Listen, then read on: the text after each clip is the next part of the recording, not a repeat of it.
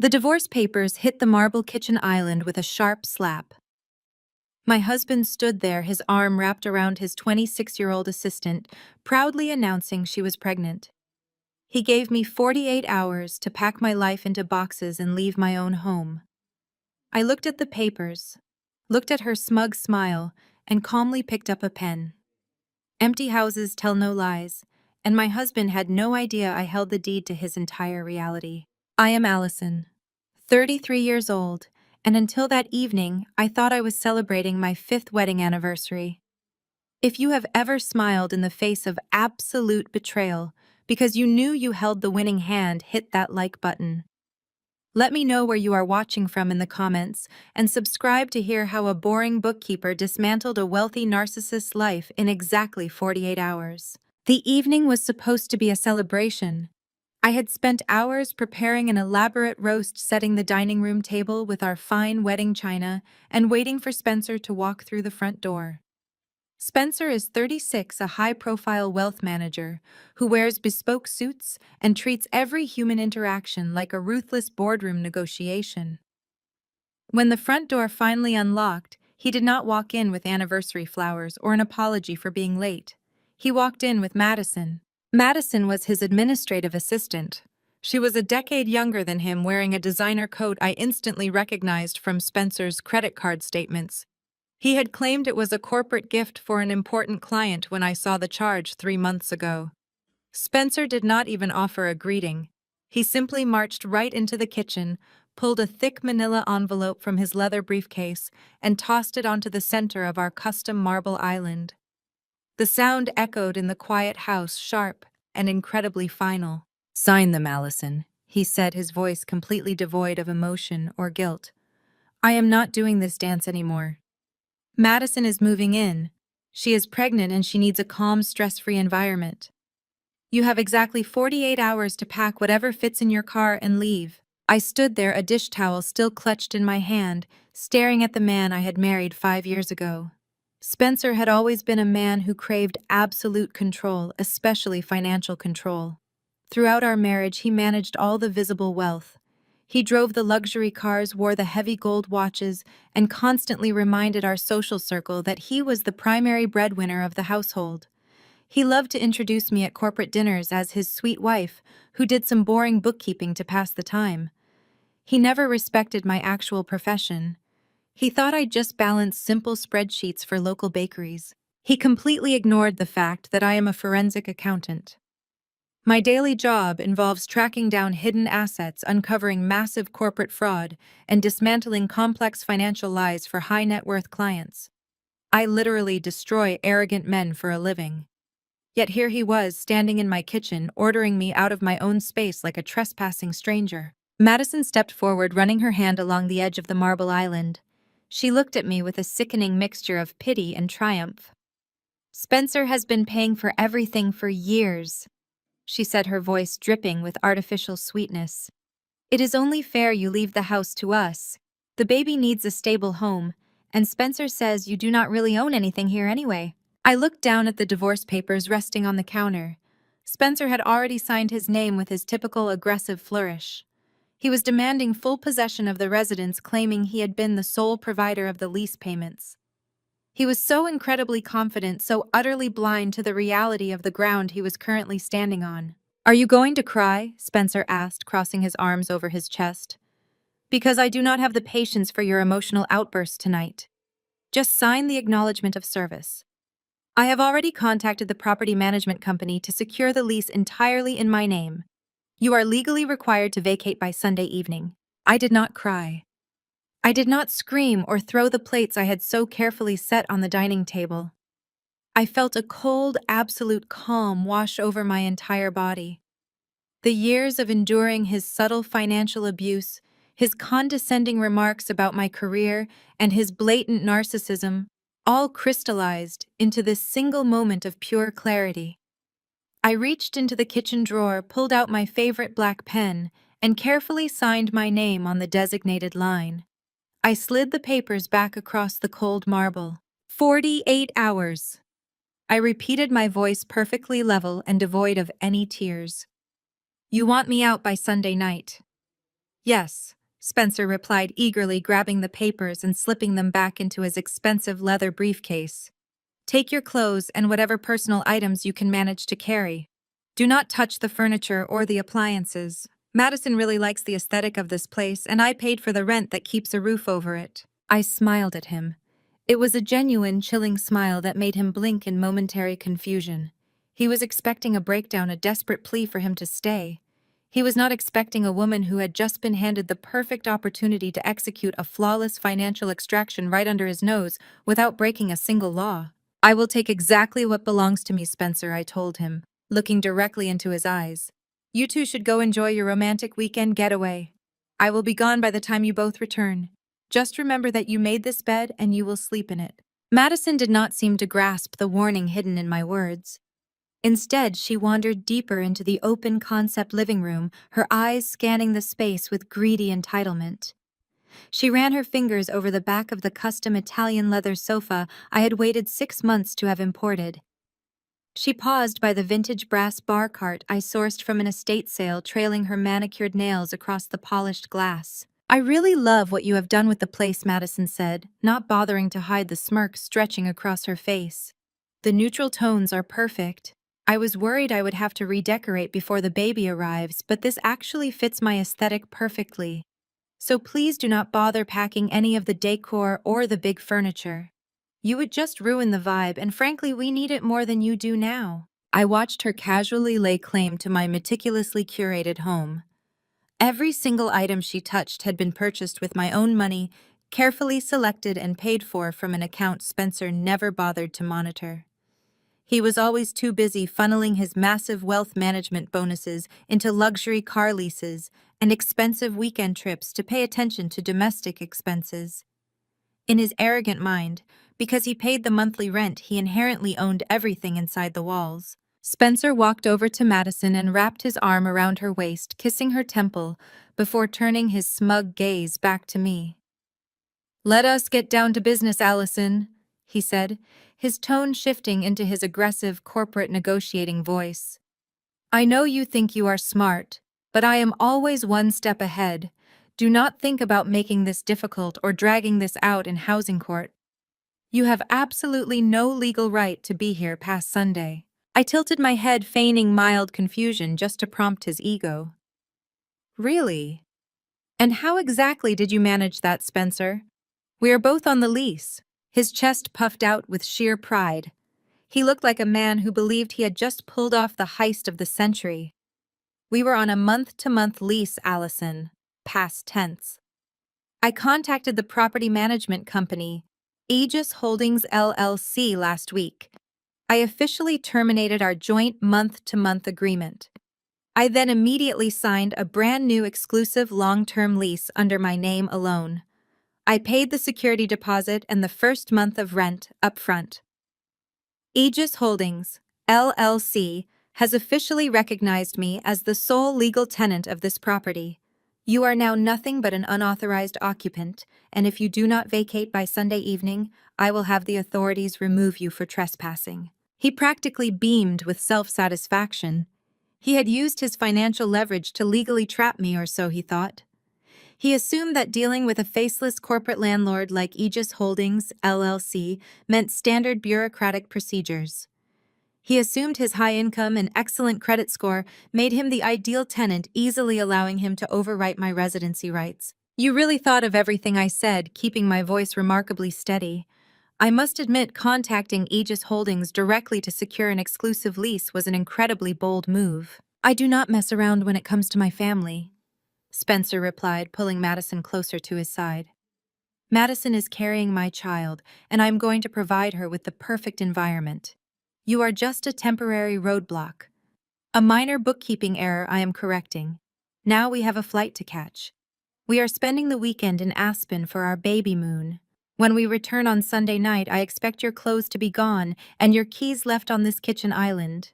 Do we understand each other?" I looked around the beautiful kitchen, glancing at the smart refrigerator, the custom pendant lighting, and the expensive espresso machine sitting on the counter. All of it belonged to me. Every single receipt was filed away in my heavily encrypted personal drive. We understand each other perfectly, Spencer, I replied. I will leave the premises. I will pack my things while you two are enjoying the snow in Aspen. And just as you requested, I will only take what legally belongs to me. I will not take a single item that you purchased with your own money. Madison clapped her hands together, letting out a sharp, joyful laugh. See, Spencer? She is being reasonable. This is so much easier than fighting. She turned to me, her eyes shining with mock sympathy. Thank you, Allison. I know this must be hard for you, losing your husband and your home all in one night. But you will find a small apartment somewhere that suits your budget. Maybe something closer to wherever you do your little accounting jobs. Her condescension washed over me without leaving a mark. I did not feel humiliated. I did not feel defeated. I felt a thrilling, dangerous anticipation building in my chest. They were handing me the keys to their own destruction, completely oblivious to the trap they had just eagerly locked themselves inside. Have a wonderful flight, I told them, picking up my purse from the counter. Enjoy, Aspen. Spencer grabbed his luggage by the door, completely dismissing my presence already. Do not forget Allison. Sunday night. If you take anything that belongs to this house, I will press charges for theft. My lawyers are already on standby. I will remember that, I promised. As the front door clicked shut behind them, the absolute silence of the house wrapped around me. I stood alone in the center of the kitchen, taking a deep breath. My husband had just abandoned our 5-year marriage for a younger woman, attempted to steal my home, and threatened me with legal action. He believed he was a master strategist. He believed he had outsmarted his boring wife by securing a lease with Aegis Holdings LLC. The silence in the kitchen was absolute the moment the front door clicked shut. I stood still for 3 full minutes, listening to the distant sound of Spencer starting his luxury car. The gravel crunched under the tires as he pulled away, speeding off toward the airport with his young assistant to celebrate their stolen weekend. He had left me behind with a 48-hour ultimatum to vacate the premises, confident his aggressive tactics had completely trapped me. He believed his sudden lease cancellation trapped me in a corner.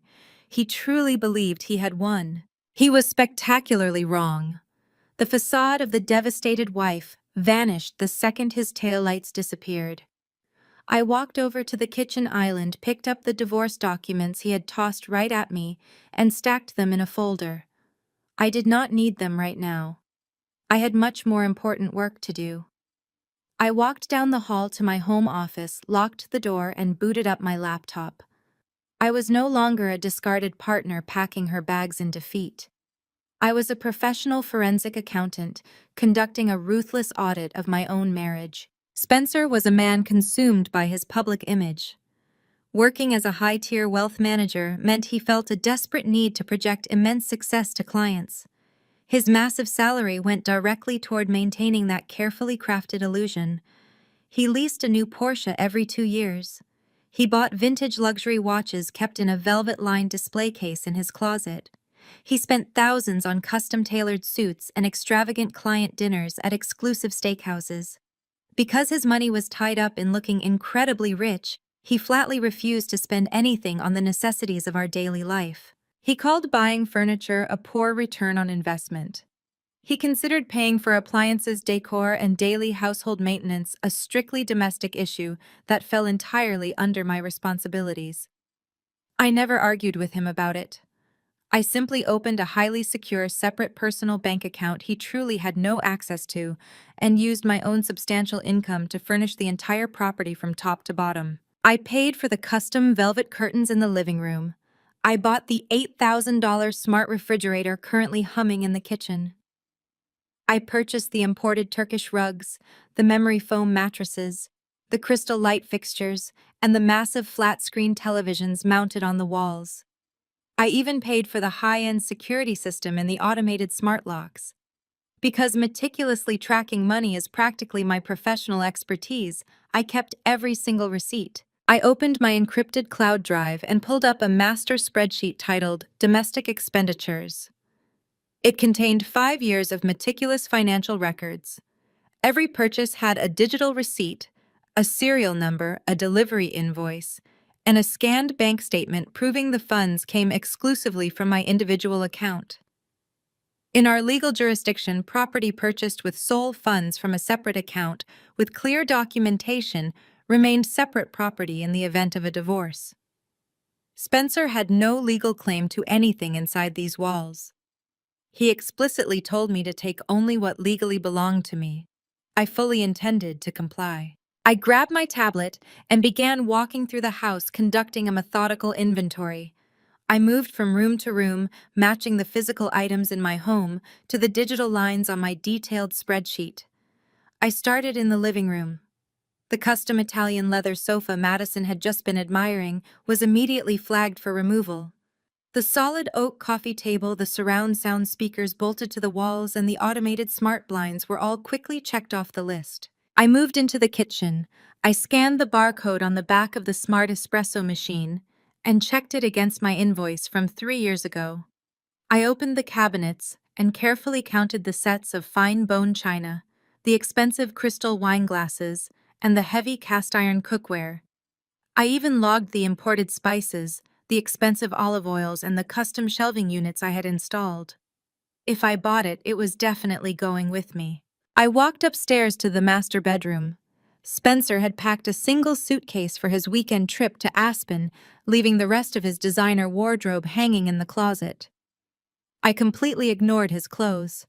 Instead, I checked the serial numbers on the matching walnut dressers, the bedside tables, and the expensive king-sized bed frame. I pulled out the original receipts for the silk sheets and the premium down comforter. I marked them all for their immediate extraction. My favorite part of the inventory was the bathrooms.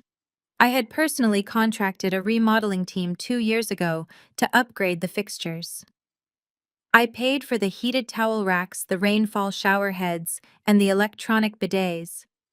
I had the invoices from the plumbing supply company clearly bearing my name and my separate credit card number. They were not permanent structural fixtures of the house. They were removable upgrades I owned entirely. They were definitely going on the moving truck. By midnight, my master spreadsheet was complete. I had a legally undeniable claim to everything inside the property. Spencer actually owned his clothes, his watches, his golf clubs, and his expensive bourbon. Everything else was mine. I sat back and looked at the grand total. I owned exactly $142,000 worth of domestic assets currently sitting in this house. Spencer believed he was kicking me out into the cold. He assumed he and his pregnant assistant would return to a fully furnished luxury home ready to start their new perfect lives. He commanded me to pack my things.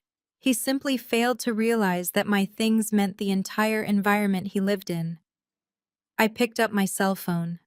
The silent calculation was officially over. I needed a massive crew, large moving trucks, and absolute swift efficiency. I made a call to a premium relocation service I had frequently used for corporate clients in the past and trusted implicitly. I offered them triple their usual weekend rate for an immediate, completely comprehensive extraction of all goods. They guaranteed a crew of 15 strong men and 3 oversized transport trucks at my driveway by sunrise on Saturday morning. The dispatcher sounded highly skeptical when I explicitly told him we were physically taking the fixtures, but my massive advance payment instantly cleared any lingering hesitation or doubt. Saturday morning arrived with a crisp, biting winter chill. I closely tracked Spencer's flight through the airline application on my phone. At exactly 8 in the morning, the status finally changed to departed. He was now completely airborne, entirely disconnected from the ground, and utterly unable to intervene. As if on cue, the deep rumble of heavy diesel engines echoed loudly down my quiet suburban street. 3 massive moving trucks pulled heavily into the driveway, blocking the front entrance completely. A crew of 15 rugged professionals in matching gray uniforms piled out, carrying heavy dollies, loud power tools, and endless stacks of industrial packing boxes. The crew chief, a burly man named Dave, walked up the porch steps holding a thick clipboard. He respectfully asked for the removal inventory. I handed him my meticulously printed spreadsheet complete with bright highlighted sections for the plumbing and electrical fixtures. Dave scanned the list, his eyes visibly widening as he realized the sheer immense scale of the entire operation. He looked up at me, clearly surprised by my demands. "You want us to take the door handles?" I nodded firmly, handing him a specialized toolkit I had specifically purchased early that morning. "I bought the custom brass levers for every single door in this house," I explained smoothly. "The original cheap builder-grade knobs are stored in a cardboard box in the garage. Put those back on. Take my brass levers. I want this place stripped down to exactly what the property management company initially provided 5 years ago. Nothing more and absolutely nothing less." Dave grinned widely, recognizing the beautiful ruthlessness of a woman legally taking back her power. He blew a sharp whistle, clapping his large hands together. "All right, boys," he shouted loudly to his crew. "We have a full tactical extraction. Strip it completely to the drywall." The resulting dismantling was a masterpiece of absolute devastation. It was not just a typical move, it was the total legal erasure of a 5-year marriage. The crew started in the living room. They wrapped the Italian leather sofa in heavy moving blankets and rolled it carefully out the front door. They unbolted the massive flat-screen television, leaving bare drywall anchors ugly and exposed. They rolled up the imported Turkish rugs, immediately revealing the cold, scuffed hardwood underneath. I stood in the center of the chaos, directing traffic with clinical precision. 4 men tackled the kitchen. They unhooked the water lines to my $8,000 smart refrigerator and carefully wheeled it onto the loading ramp. The expensive espresso machine, the heavy cast-iron cookware, and every piece of fine bone china disappeared into padded boxes. When they finished, the kitchen looked exactly like a vacant model home. The extraction moved into the intricate interior details of the house. 2 professional electricians went room to room, unscrewing the crystal light fixtures and replacing them with bare incandescent bulbs I had bought from a cheap discount hardware store. I watched them dismantle the smart home security system. They removed the digital thermostat, the video doorbell, and every security camera mounted on the exterior walls. Spencer would be coming back to a house entirely cut off from the modern world. The master bedroom was next. The men carried out the heavy walnut dressers and the premium memory foam mattress. I walked into Spencer's closet. His bespoke suits and luxury clothing hung uselessly in the empty space. I instructed the movers to take the expensive velvet hangers I had bought, leaving his clothes piled unceremoniously on the bare floor. I even took the custom shoe racks. The bathrooms were the most brutal part of the operation. Plumbers detached my heated towel racks and the electronic bidets. They unscrewed the luxury rainfall shower heads, replacing them with the cheapest plastic fixtures available on the market. I walked into the master bathroom, looked at the empty toilet paper holder, and smiled.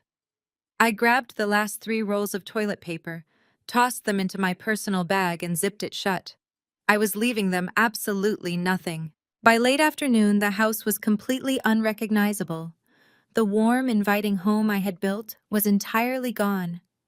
Every room echoed with a hollow, empty sound. The beautiful brass door handles were replaced with tarnished aluminum. The dimmable smart bulbs were replaced with harsh, glaring lights. The entire space felt completely stripped of life, love, and comfort. I walked through the empty rooms one last time. My heels clicked loudly against the bare floors. The operation had been executed perfectly.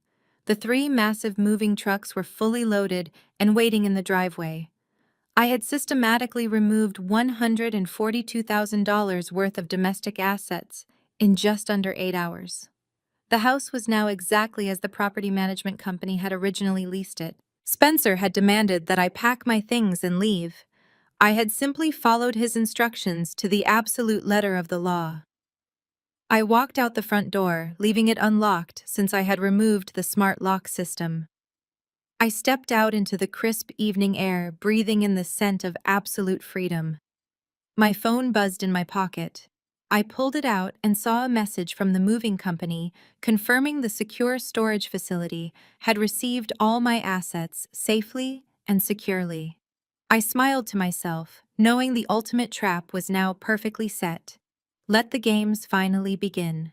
I was standing in the driveway watching the final moving truck secure its doors when a familiar black SUV turned onto the street. It pulled up directly behind my car. I recognized the vehicle immediately. It belonged to Jamal, my husband's brother-in-law. Jamal is a 36-year-old architect, a hard-working African-American man who married Spencer's older sister Penelope 5 years ago.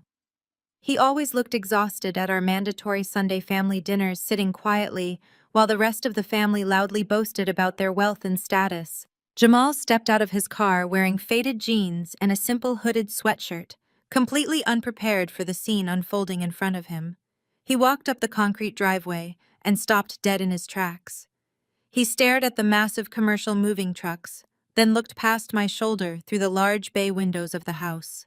The interior was completely dark hollow and stripped to the bare drywall. He looked back at me, his eyebrows raised high in genuine shock. "Allison, what exactly is going on around here?" he asked, his deep voice, cautious but not accusatory. "Did you get robbed?" I took a slow breath, bracing myself for a massive family confrontation.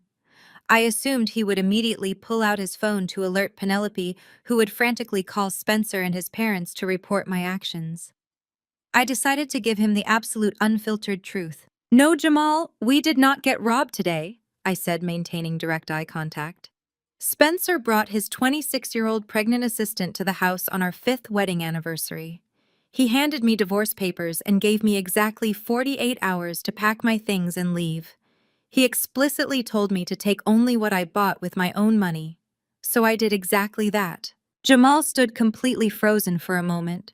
He looked at the empty house again, processing the sheer magnitude of my retaliation.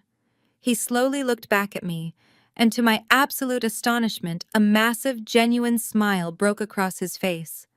He let out a loud, booming laugh that echoed down the quiet suburban street. "He really told you to take what was yours?" Jamal asked, shaking his head in sheer disbelief. "And he actually forgot that you funded every single piece of furniture and fixture in that entire property." "He forgot because he considers my forensic accounting career to be nothing more than a boring little hobby," I replied, relaxing my defensive posture. "He thinks his luxury car leases make him the provider. He thinks his name on a rental lease makes him the king of the castle." Jamal chuckled again, walking past me toward the open garage. "I came over here to grab my power drill that Spencer borrowed 6 months ago and refused to return," Jamal said. "But it looks like you could use an extra pair of hands with these last few boxes." I watched in quiet awe as Jamal rolled up his sleeves, picked up a heavy cardboard box filled with my home office files, and effortlessly carried it over to the trunk of my SUV. He did not ask for explanations. He did not try to mediate or defend his brother-in-law. He simply chose a side, and he chose mine. As we worked side by side loading the remaining items into my vehicle, Jamal opened up in a way he never had during 5 years of awkward holiday dinners.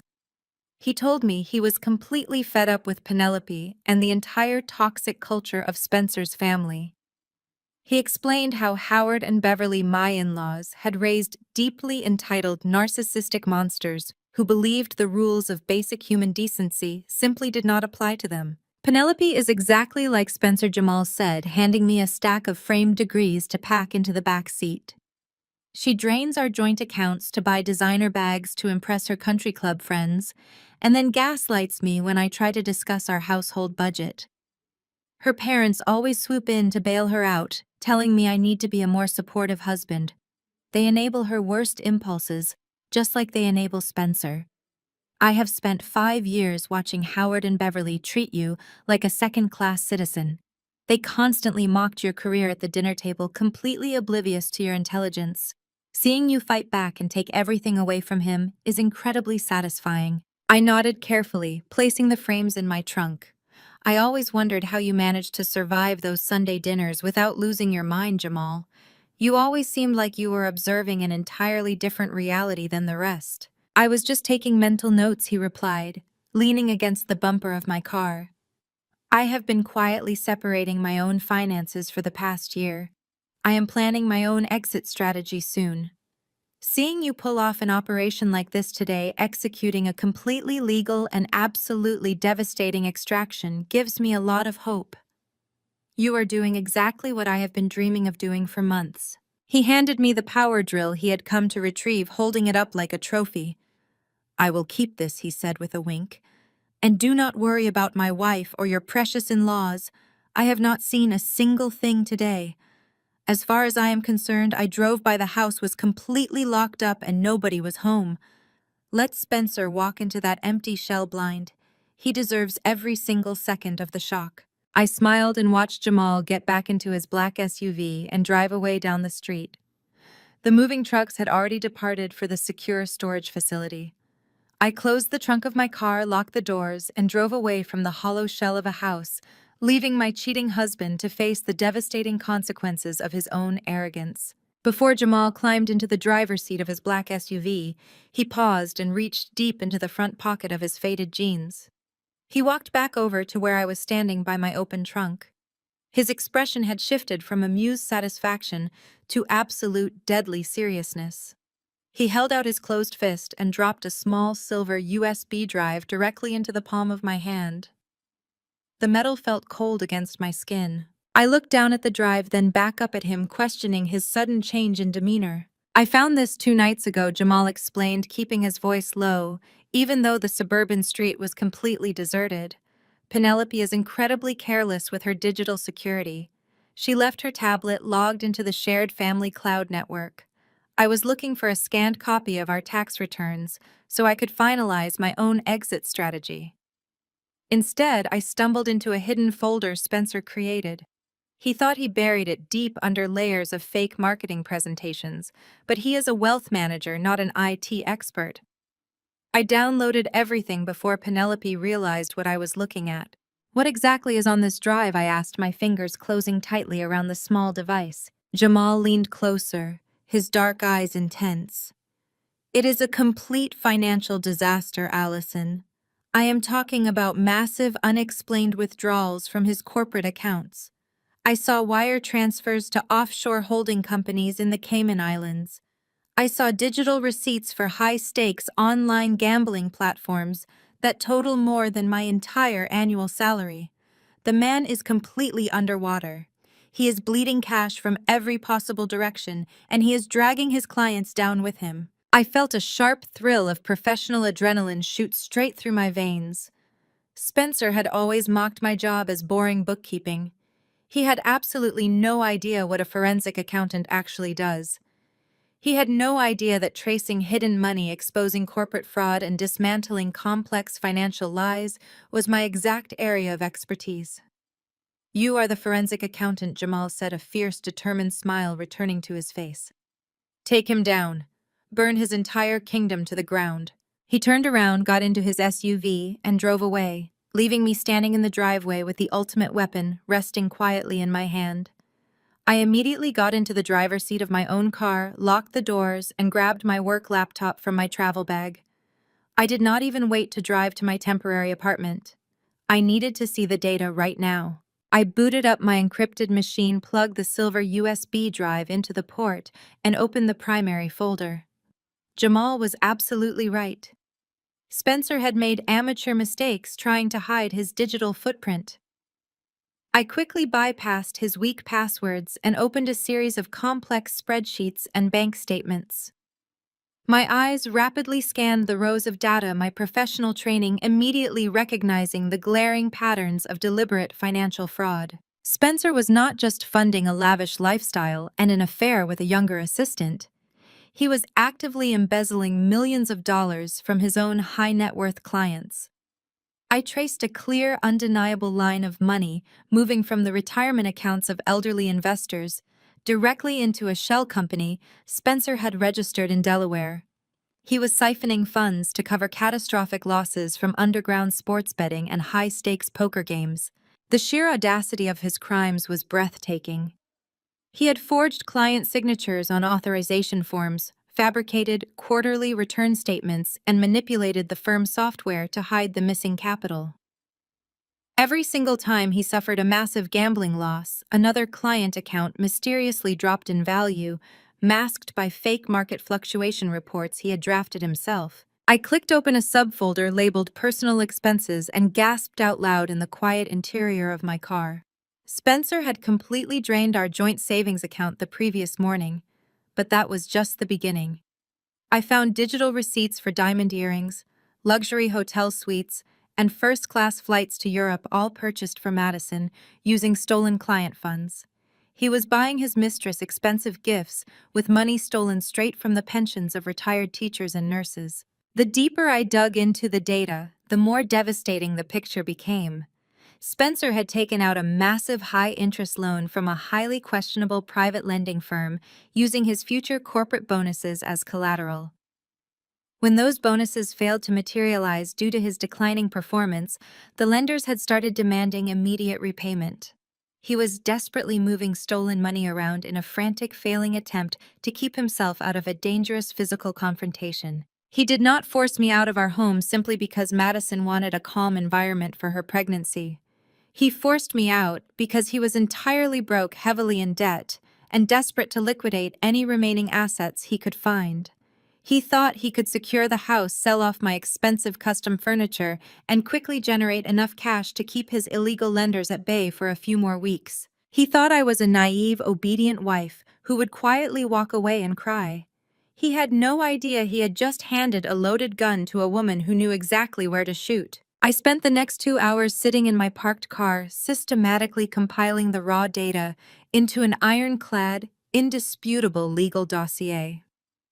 I categorized the fraudulent transfers, highlighted the forged signatures, and traced the stolen money directly to Madison's luxury purchases.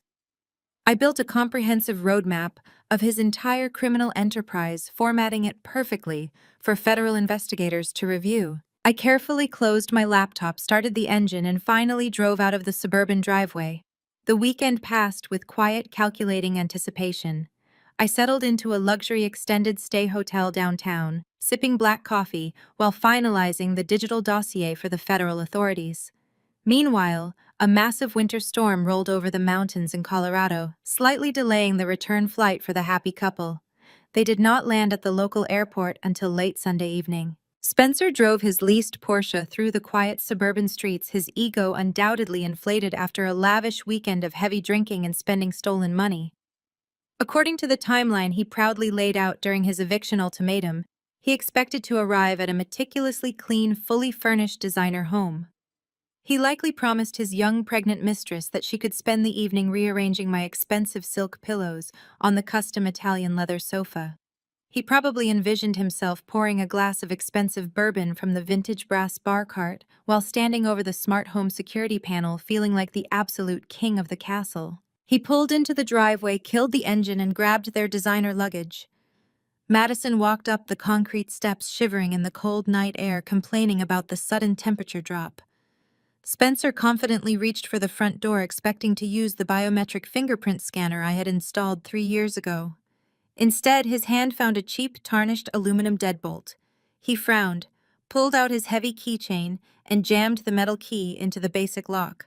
The heavy wooden door swung open, and Spencer reached inside to flick the switch for the foyer lights. He expected the soft, warm glow of the smart dimmers to gradually illuminate the entryway. Instead, a harsh, blindingly bright, incandescent bulb flickered to life above them. The immediate silence that greeted them was absolutely not the peaceful, comforting quiet of a highly luxurious home. It was a stark, echoing void. Spencer slowly stepped over the bare threshold, his expensive leather shoes clicking loudly against the bare, scuffed hardwood floors. The sound bounced off the empty drywall, reverberating through the desolate space. He immediately stopped dead in his tracks, dropping his heavy luggage onto the floor with a loud thud. Madison suddenly bumped into his back, letting out a sharp gasp of confusion. The beautiful open-concept living room was completely gone. The custom velvet curtains, the massive flat-screen television, the surround sound speakers, and the imported Turkish rugs had all vanished. The walls were dotted with ugly exposed drywall anchors where my expensive artwork used to hang. Spencer practically ran into the kitchen, his breathing turning rapid and shallow. He stared at the empty space between the custom cabinets where the $8,000 smart refrigerator used to hum. The heavy cast-iron cookware, the fine bone china, the expensive espresso machine, and even the custom shelving units were entirely absent.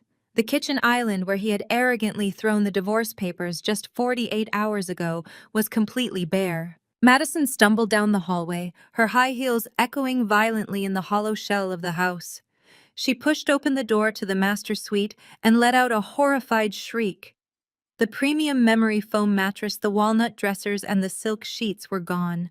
She rushed frantically into the master bathroom, hoping to find some semblance of the luxury she had been promised. She stared in utter disbelief at the cheap plastic shower head protruding from the wall. The heated towel racks and the electronic bidet had been ruthlessly unbolted. She looked down at the metal toilet paper holder. It was completely empty. The sheer reality of the situation crashed down upon her. She had actively helped destroy a marriage thinking she was securing a life of effortless wealth and absolute comfort. Instead, she was standing in a freezing, stripped-down box with absolutely nothing. Madison collapsed onto the cold, dusty floorboards. She pulled her knees to her chest and broke down in violent, uncontrollable hysterics. Her loud sobs echoed through the barren hallway, amplifying the absolute pathetic nature of their triumphant return. Spencer stood in the center of the empty living room, his face turning a dangerous mottled shade of crimson. His chest heaved with explosive anger. He pulled his cell phone from his pocket and aggressively dialed my number. I was sitting comfortably at the hotel desk watching his caller identification flash across the screen. I accepted the call and held the phone to my ear, remaining completely silent. "Allison," he screamed, his voice cracking with pure, unadulterated rage. His shouting echoed wildly in the background of the call, highlighting the absolute emptiness of his surroundings. "What the hell did you do? You stripped the entire house. I am calling the police right now. I am having you arrested for grand theft. I told you not to touch the furniture. You are going to federal prison for this, you crazy, vindictive thief." He was panting heavily over the line, eagerly waiting for me to cry, waiting for me to desperately apologize or loudly beg for mercy. He wanted a screaming match to justify his anger. I did not give him the satisfaction of a verbal response. I simply lowered the phone from my ear and tapped the red button ending the call instantly.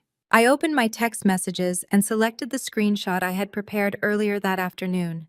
It was a high-resolution image of my master domestic assets spreadsheet. It clearly displayed the serial numbers, the original purchase dates, and the indisputable proof that every single item had been bought exclusively with funds from my separate personal account. I attached the image to a new message and typed out my final response. "I only took what I bought with my own money. Enjoy your empty house." I hit send, placed my phone face down on the smooth surface of the hotel desk, and finally allowed myself to smile. Monday morning arrived with the crisp efficiency I always brought to my professional life. I walked into the soaring glass atrium of my accounting firm wearing a charcoal suit that projected authority. My mind was already organizing the digital dossier I had compiled against Spencer, preparing to initiate the reporting protocols. I held a fresh cup of coffee, greeting my colleagues with polite nods as I approached the secure elevator banks. The weekend of dismantling my personal life was behind me, replaced by the clinical precision of my career. My quiet transition into the work week shattered instantly. The revolving doors of the lobby swung open, revealing an agitated trio marching toward the security desk. It was my father-in-law, Howard, flanked by his wife, Beverly, and their oldest daughter, Penelope. Spencer had spent his Sunday night crying to his parents, playing the victim of a sudden robbery. Howard and Beverly had always operated under the belief that Spencer was a golden child.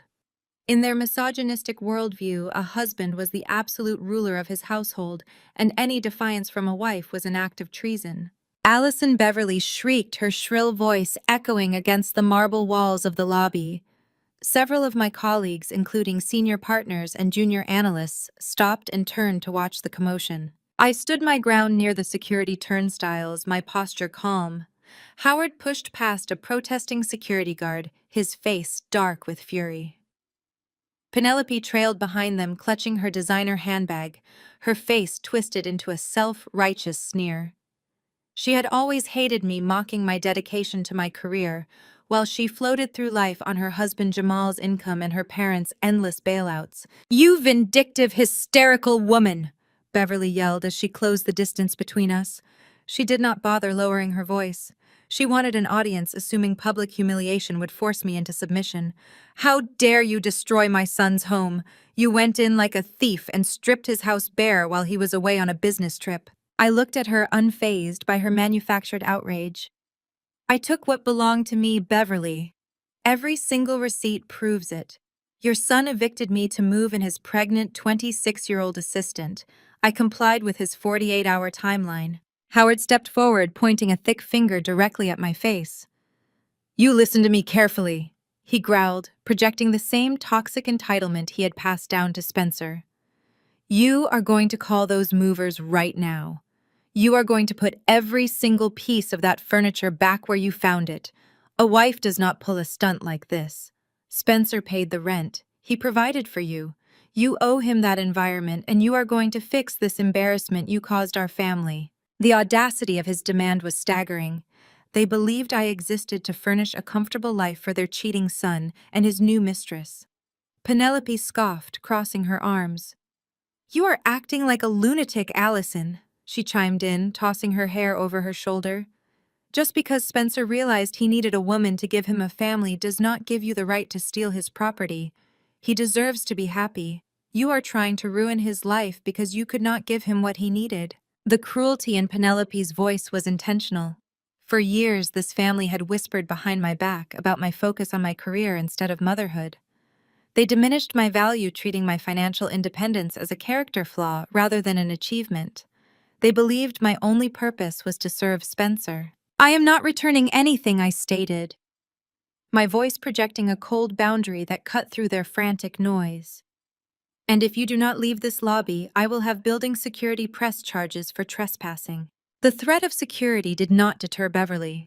It only ignited her worst impulses. The idea that a woman, her daughter-in-law, would dare to defy her commands short-circuited her mind. She lunged forward with speed. Before the security guards could intervene, Beverly swung her arm and slapped me across the face. The crack of her palm striking my cheek echoed through the quiet lobby. Several people gasped. My coffee spilled onto the floor, the cup shattering into pieces. I did not fall. I did not raise my hand to touch my cheek. I stood there absorbing the blow without showing a single ounce of fear or weakness. "You are a barren failure!" Beverly screamed, her face contorted with unhinged rage. "You are a pathetic, jealous woman throwing a tantrum because Madison is carrying the grandchild you were too broken to give us. You are stealing my son's things because you are jealous of a pregnant girl who knows how to keep a man.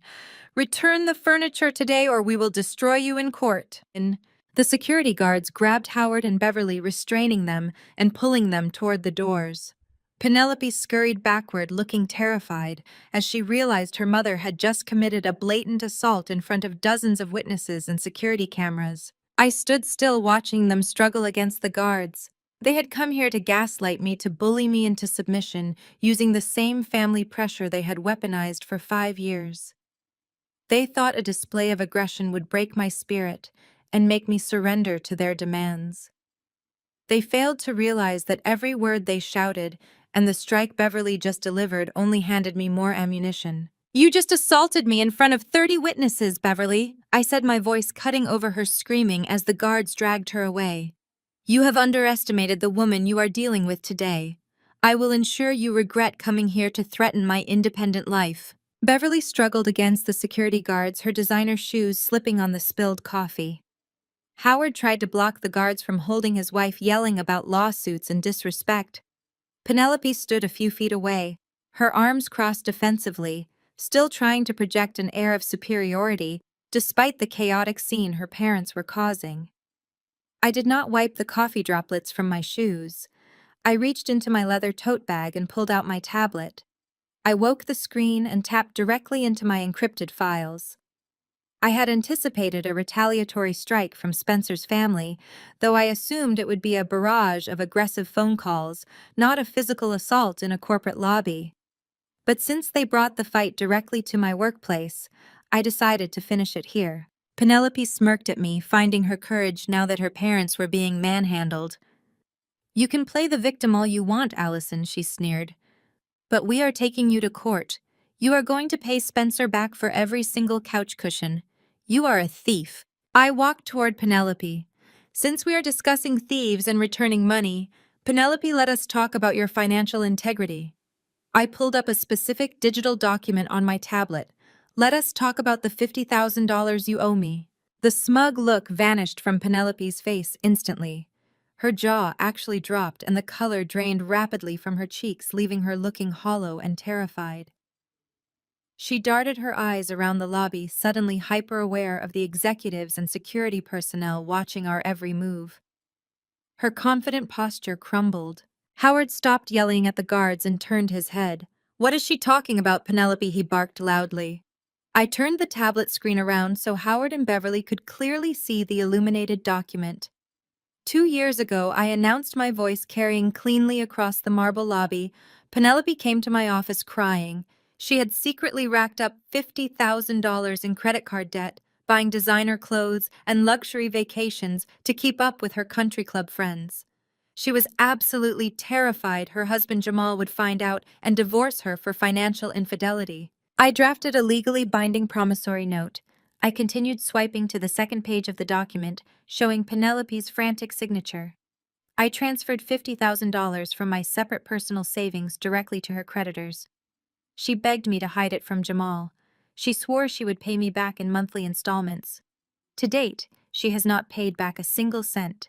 She has completely ignored the debt while spending Jamal's money on expensive handbags and country club lunches. Beverly stopped struggling against the security guard. She stared at her daughter in absolute shock.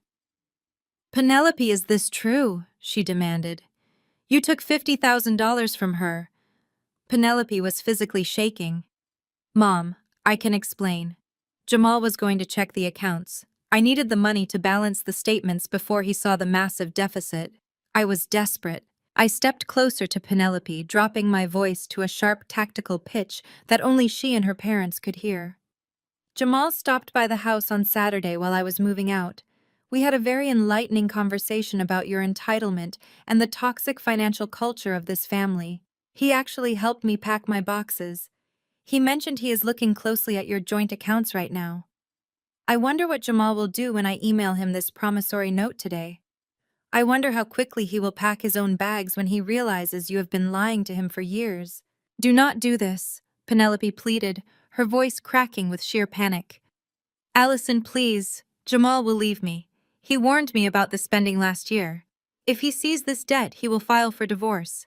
You cannot ruin my marriage." I smiled the same chilling smile I had given Spencer 48 hours ago. "You came into my place of work to call me a barren failure and a thief. Your mother physically assaulted me. You demanded I return furniture I bought with my own money to furnish a home for your brother's pregnant mistress. You supported Spencer while he tried to kick me out onto the street. And now you are begging me for a favor to save your own marriage. The sheer hypocrisy is astounding." Howard grabbed Penelope's arm, his face flush with deep embarrassment. The illusion of their powerful, perfect family was entirely shattered on the floor of my corporate lobby. "We are leaving," Howard muttered, completely avoiding eye contact with the security guards who were still standing on high alert. "Beverly, walk out the door right now. Do not say another word." Beverly looked at me with pure hatred, but the fight had completely left her body.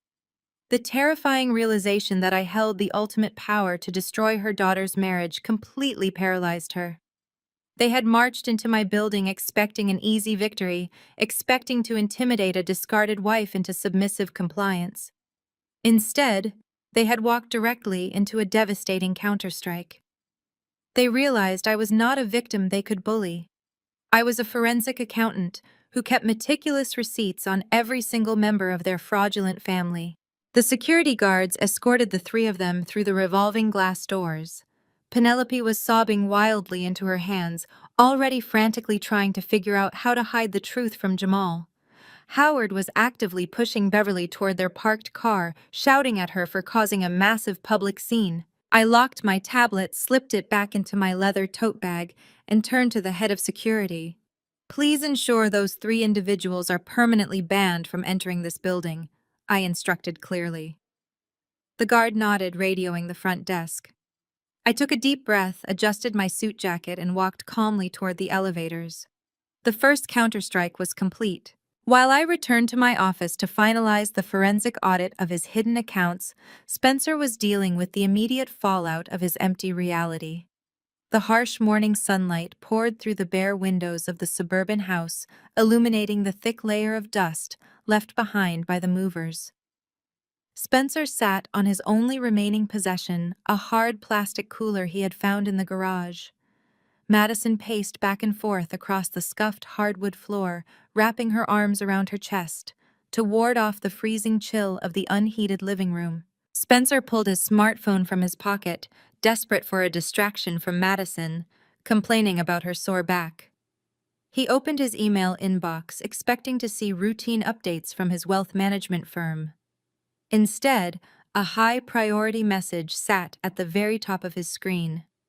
The sender was listed as the legal department of Aegis Holdings, LLC, the property management company he had so arrogantly contacted just last week to secure his exclusive lease. He opened the email expecting a simple welcome packet or an automated receipt for his initial deposit. His blood ran entirely cold as he read the subject line. Notice of lease violation and immediate penalty activation. Spencer rapidly scanned the formal legal text. The document outlined a direct breach of contract regarding Section 4 of his newly minted lease agreement. The clause specifically prohibited the introduction of any unauthorized, unvetted long-term occupants into the residence without prior written consent and an extensive background check by the property owners. The email included a stunningly crisp photograph taken from the driveway just yesterday morning, clearly showing Madison carrying her designer luggage over the threshold. The management company was not simply warning him, they were executing a punitive financial strike. Because he had actively moved an unapproved tenant into the property, the strict penalty clauses he had hastily signed without reading were immediately triggered. The email boldly stated that his monthly rental rate was instantly tripled, effective immediately. Furthermore, the newly calculated balance was due by the end of the current business day, or formal eviction proceedings would commence within 72 hours. Spencer jumped up from the plastic cooler, his face draining of color. The original rent was already a massive monthly expenditure designed for a dual-income household. Tripling that amount pushed the required payment to an astronomical figure that would instantly devour his remaining liquid cash. "What is wrong?" Madison asked, stopping her frantic pacing. "You look like you just saw a ghost." Spencer quickly forced a confident, dismissive smile onto his face. He could not let his new pregnant girlfriend see him panic. He had promised her a life of effortless luxury, and admitting he was terrified of a rent increase would completely shatter the illusion he had built. "It is nothing important," Spencer lied smoothly, pocketing his phone. "Just a minor clerical error from the property management company. I will easily clear it up this afternoon. But first we need to get you off this cold floor. Let us go buy some new furniture right now. We will furnish this entire place exactly how you want it, and then I will take care of the rent payment." Madison immediately brightened the prospect of spending his money erasing her previous misery. She grabbed her coat and they hurried out to his leased Porsche. Spencer drove them to a premium modern furniture showroom downtown, fully intending to buy a new sofa, a luxury bed, and an entire dining set to appease Madison. He strutted through the showroom doors, projecting absolute wealth and authority. He allowed Madison to point out incredibly expensive imported Italian leather sectionals and massive oak dining tables. The sales associate eagerly tallied up the exorbitant total, presenting Spencer with an invoice for $42,000. Spencer pulled out his premium platinum credit card, tossing it onto the sales counter with a practiced, arrogant flick of his wrist. The sales associate swiped the card through the terminal. The machine beeped a sharp negative tone. "Declined." The associate frowned, apologizing profusely, and tried the card a second time. The machine loudly rejected the transaction again. Spencer felt a hot, prickling sensation wash over the back of his neck. He quickly snatched the platinum card back and handed the associate his backup gold card. He blamed a fraud protection hold acting inconvenienced by the banking security measures. The gold card was declined. Madison watched him, her initial excitement slowly melting into visible embarrassment as other affluent shoppers began to stare at their transaction. Spencer pulled out his phone, his hands shaking slightly, and opened his mobile banking application to transfer funds directly. A bright red banner completely blocked his access to the dashboard. The bold text informed him that his accounts were currently restricted by a mandatory legal hold. Panic finally clawed its way up his throat. He dialed his personal banking representative, demanding immediate answers. The banker answered with a legally bound tone. Spencer learned the very devastating truth standing right there in the middle of the luxury furniture showroom. I had officially filed the preliminary divorce paperwork at the exact moment the courthouse opened that morning. Along with the standard divorce petition, my aggressive legal team had submitted an ex parte financial restraining order. The judge had signed it instantly. Every single marital asset, every shared bank account, every line of credit, and every investment portfolio was entirely frozen. The court order specifically prohibited the depletion of any funds until a full financial disclosure and equitable division could be legally mediated. Spencer had absolutely no access to his wealth. He could not buy a single throw pillow for his pregnant mistress, and he certainly could not pay the newly tripled rent to Aegis Holdings LLC. He was a wealthy man on paper, completely locked out of his own vault. Madison stared at him desperately, waiting for her promised luxury, while Spencer finally realized he was completely trapped. While Spencer stood frozen in the middle of the luxury furniture showroom, completely paralyzed by his sudden financial ruin, a second devastating shockwave was already detonating across town. The carefully constructed facade of his entire family was collapsing simultaneously. Jamal sat at the heavy oak desk in his home office, staring intently at his computer monitor. He had just received a highly secure email directly from my corporate account. I kept the message incredibly brief, attaching only the legally binding promissory note bearing Penelope's frantic signature, and a clear record of the $50,000 transfer I made to her creditors 2 years ago. Jamal did not simply react with explosive anger. He reacted with the cold clinical precision of a man who finally possessed the undeniable proof he needed to execute his escape.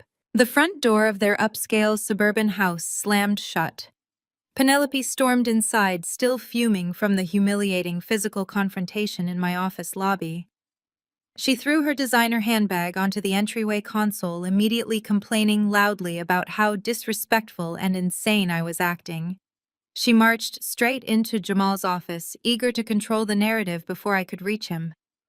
Jamal turned his monitor around, silently displaying the illuminated document. Penelope stopped her frantic rant instantly. The remaining color drained from her face, leaving her looking sickly and terrified.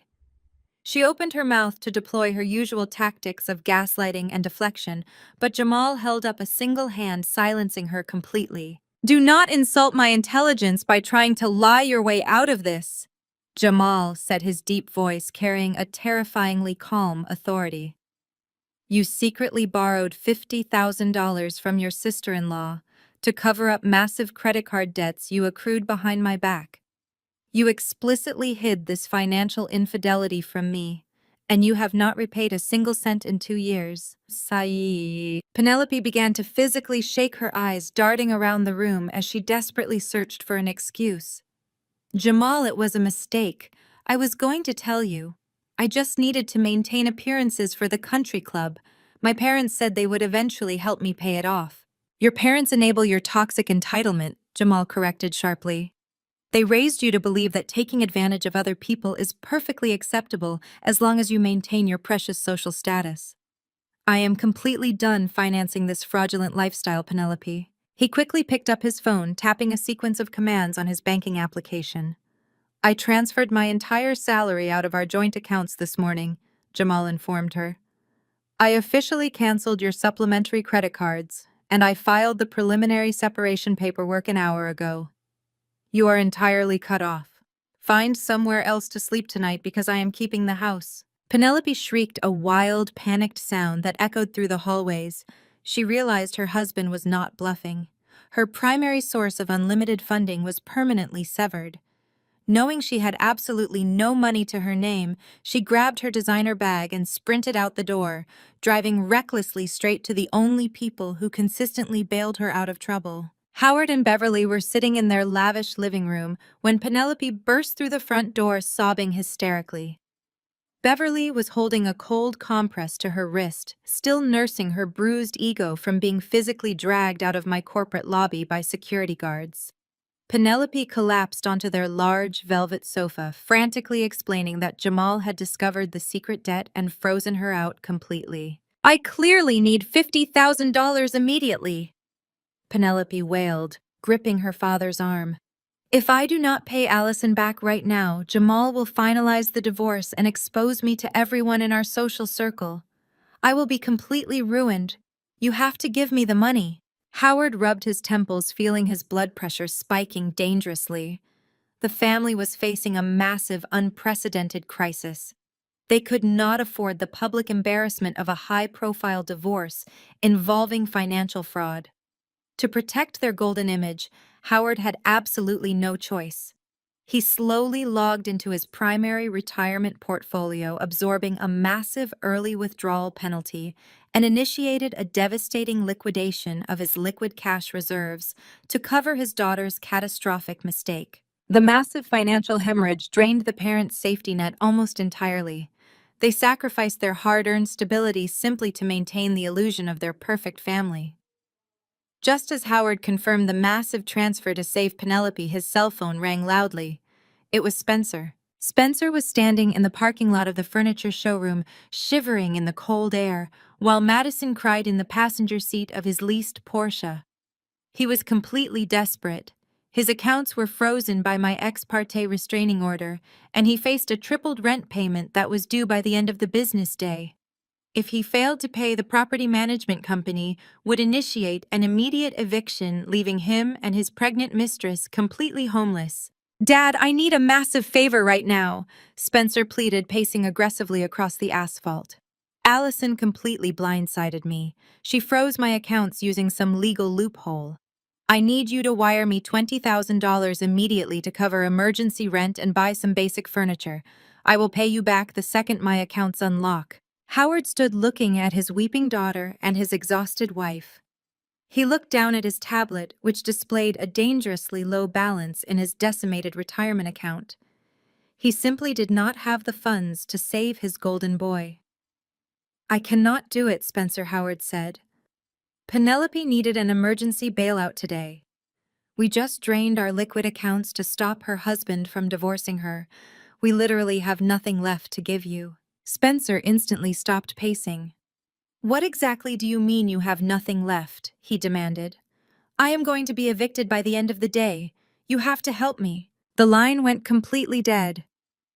Howard had hung up the phone, leaving Spencer standing in the freezing parking lot of the luxury furniture showroom with his phone pressed uselessly against his ear. He stared at the blank screen, the horrific reality of his situation finally crushing the remaining breath from his lungs. His incredibly wealthy parents, his ultimate safety net for his entire privileged life, had absolutely nothing left to give him. He was completely on his own. He walked back to the Porsche where Madison was waiting impatiently. She rubbed her arms, complaining about the cold interior, and asked how quickly the delivery men could bring the imported Italian sectional they picked out. Spencer gripped the steering wheel tightly, his knuckles turning stark white. He swallowed his massive pride and lied through his teeth, telling her the credit card machines were completely down due to a massive network failure across the city. He claimed they would simply have to stay in the house tonight and sort out the furniture delivery tomorrow morning. Madison frowned, her annoyance highly visible, but she begrudgingly agreed. Spencer drove them to a cheap, big-box discount store on the edge of town. He used the very last crumpled $100 bills he had hidden in his wallet to purchase a basic queen-sized plastic air mattress and a single cheap fleece blanket. Madison stared at the flimsy cardboard box in his hands with utter disgust. This was absolutely not the glamorous life of high society privilege she had eagerly signed up for when she decided to sleep with her wealthy boss. They returned to the dark, echoing house just as the winter temperatures plummeted below freezing. Because I had officially terminated the utility accounts in my name, the central heating system remained completely deactivated. Spencer spent 20 humiliating minutes loudly using a foot pump to inflate the cheap air mattress in the center of the massive empty master bedroom. The harsh glaring light from the cheap incandescent bulb I had installed cast long depressing shadows against the bare drywall. Madison sat awkwardly on the edge of the plastic mattress, shivering violently under the fleece blanket. Her glamorous designer maternity clothes looked entirely ridiculous in the desolate freezing room. The romantic illusion she held of stealing a successful rich husband from his boring wife completely shattered into pieces right there on the cold hardwood floor. She looked around the empty space, her mind rapidly processing the bleak reality. Spencer was entirely broke. His accounts were completely frozen. His family could not bail him out. He could not even afford a basic hotel room, let alone the lavish lifestyle he had consistently promised to provide for her and the baby. The air mattress slowly began to deflate around 2 in the morning, sinking them both closer to the freezing floorboards. Madison lay awake, her teeth chattering loudly, staring at the bare ceiling. The glamorous affair was officially dead, replaced by the sheer, unadulterated misery of dating a man who possessed absolutely zero actual capital. When the harsh morning sunlight finally pierced through the bare windows, Madison abruptly stood up from the sunken plastic mattress. She did not bother to fix her hair or apply her flawless makeup. She zipped up her designer coat, grabbed her expensive handbag, and glared down at Spencer, who was still rubbing his sore back on the floor. Her sweet, admiring facade completely vanished, replaced by cold, calculated fury. I did not ruin my own reputation at the firm to sleep on a deflating piece of plastic in a freezing empty room, she hissed, her voice echoing loudly down the barren hallway. You promised me absolute luxury, Spencer. You promised me a perfect nursery, unlimited shopping budgets, and a stress-free pregnancy. You are entirely broke. Your wife took everything, and your family is completely useless. Spencer scrambled to his feet, his ego heavily bruised by her sharp, accurate words. He desperately tried to reach for her arm, deploying his usual smooth sales pitch. Madison, baby, please calm down. This is just a temporary legal hold. Allison is playing dirty, but I am going to fix this. My lawyers will crush her. I just need a few days to sort out the accounts. Madison slapped his hand away aggressively. You have exactly 24 hours to fix this massive disaster, she demanded, pointing a sharp, manicured finger directly at his chest. I am going to stay at a hotel downtown. You figure out how to pay for it, or I am blocking your number and leaving you permanently.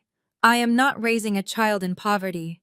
Do not call me until you have actual cash in your hand. She turned on her heel and stormed out of the house, the heavy wooden front door slamming shut behind her with a thunderous bang. Spencer stood entirely alone in the freezing hollow house. His pride was absolutely decimated. The woman he had blown up his 5-year marriage for had just brutally rejected him the exact second his wallet ran dry. His desperation immediately transformed into pure, arrogant rage. In his highly narcissistic mind, none of this was his own fault. He completely blamed me for his public humiliation, for his frozen accounts, and for Madison walking out on him. He genuinely believed that because I possessed the higher earning potential as a forensic accountant, he could actively use the legal system to force me to fund his new lifestyle. Spencer grabbed his phone and dialed his high-priced divorce attorney. He loudly demanded an emergency legal mediation session to be scheduled immediately. He intended to ruthlessly bully me into paying him exorbitant spousal support, claiming he needed emergency funds to furnish his life and maintain his standard of living. He believed he could intimidate me in a formal legal setting, utterly unaware that I was already sitting in my corporate office holding the golden ticket that would send him directly to federal prison. The emergency legal mediation was scheduled for Wednesday morning at 10. The conference room was designed to intimidate. It featured floor-to-ceiling windows overlooking the city skyline, a mahogany table polished to a mirror finish, and heavy leather chairs. I arrived 20 minutes early with my attorney Marcus, a sharp man, who operated with the exact lethal precision I applied to my financial audits, and we were fully prepared for the battle ahead. We sat quietly on one side of the expansive table. My leather briefcase rested near my feet, containing the heavily encrypted digital files that were about to decimate the arrogant man walking through the doors. Spencer made his grand entrance at 5 minutes past the hour, deliberately making us wait.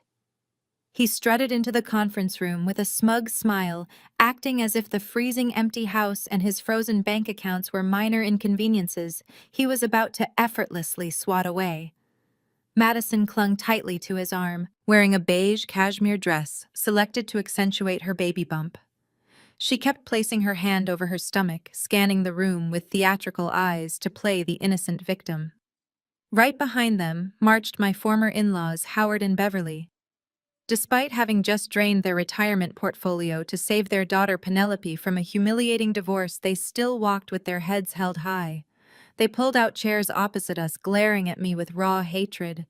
They were entirely broke, drowning in their financial hemorrhage, yet they believed they could bulldoze me into submission. Spencer leaned back in his heavy leather chair, steepling his fingers together. He looked across the table at me, his eyes gleaming with malicious confidence. He truly believed this formal legal setting would terrify me. He assumed having his aggressive parents flanking him would trigger my old habit of keeping the peace. He had no idea I was studying him like a volatile liability on a balance sheet, waiting for the perfect moment to liquidate his entire existence. The appointed legal mediator, an older, stern-looking judge, took his seat at the head of the table and formally opened the emergency session. Spencer nodded to his high-priced attorney, a slick man named Donald, who cleared his throat and launched into a highly rehearsed opening statement. Donald stood up, placing his hands firmly on the polished wood. We requested this emergency mediation today to address the highly erratic, vindictive, and illegal behavior of my client's estranged wife. He began, his voice booming across the room. 2 days ago, while my client was away on a brief trip, Allison orchestrated a malicious raid on the marital residence. She unlawfully stripped the property of hundreds of thousands of dollars worth of vital domestic assets, rendering the home uninhabitable. This was a calculated act of petty vengeance designed to inflict maximum emotional distress on my client and his expectant partner. Madison dramatically dabbed at her dry eyes with a tissue, letting out a soft sniffle. Beverly reached over and patted Madison on the shoulder, shooting me a venomous glare. Howard aggressively crossed his arms, nodding firmly at the lawyer's ridiculous words. Because of this unstable behavior, Donald continued, shifting his aggressive gaze directly toward me. We are bringing forth two non-negotiable demands. First, we require a legally binding court order compelling the absolute return of all stolen furniture, appliances, and fixtures to the property by tomorrow afternoon. If the items cannot be returned in pristine condition, we demand a direct wire transfer of $150,000 to cover replacement costs. My client has a legal right to enjoy the home he secured, and we will not allow a jealous ex-wife to disrupt his living environment. Donald paused, allowing his ridiculous demands to hang heavily in the tense air of the conference room. Marcus sat perfectly still beside me, his face a mask of absolute professional indifference. I did not flinch. I kept my hands folded neatly on my lap. Second, Donald said, raising his voice to emphasize his next point, we are officially petitioning for immediate substantial spousal support. A thorough review of the financial disclosures indicates that Allison, functioning as a senior forensic accountant, currently holds a significantly higher and far more stable base income than my client. Given the extreme emotional distress Allison has intentionally caused, and considering the high-risk nature of Madison's current pregnancy, due to this stress, my client requires immediate financial assistance to furnish his life and maintain his established standard of living. We are seeking $8,000 a month in temporary alimony, effective immediately. Spencer smirked openly, immensely satisfied with the vicious picture his lawyer had painted. "You brought this entirely on yourself, Allison," Spencer stated, his tone dripping with condescending arrogance. "You thought you could throw a tantrum and steal my things just because you are bitter. Now you are going to pay for my new furniture, and you are going to subsidize my new family every single month. You are going to write me a check, or my legal team will destroy your professional reputation in open court." The sheer magnitude of his delusion was genuinely breathtaking. He was broke, heavily indebted to dangerous underground lenders, entirely locked out of his frozen accounts, and actively embezzling millions of dollars from his elderly clients. Yet he sat there flanked by his bankrupt parents and his gold-digging mistress, loudly demanding that I finance his illusions. I turned my head slightly and exchanged a brief knowing glance with Marcus. We had anticipated this exact level of aggressive entitlement. We knew Spencer would try to use the lease and his false sense of ownership as a weapon. I slowly uncrossed my legs under the table, sitting up perfectly straight in my chair. The trap was now fully set, the bait had been taken, and it was finally time to let Spencer dig his own inescapable legal grave right here on the official mediation record today. The suffocating silence stretched across the polished mahogany table for a full minute. I did not move. I did not blink. I simply maintained my steady gaze on Spencer, watching the initial wave of smug triumph slowly morph into a flicker of deep unease. He was waiting for my usual reaction. He wanted the tears, the apologies, the desperate scrambling to fix his mess.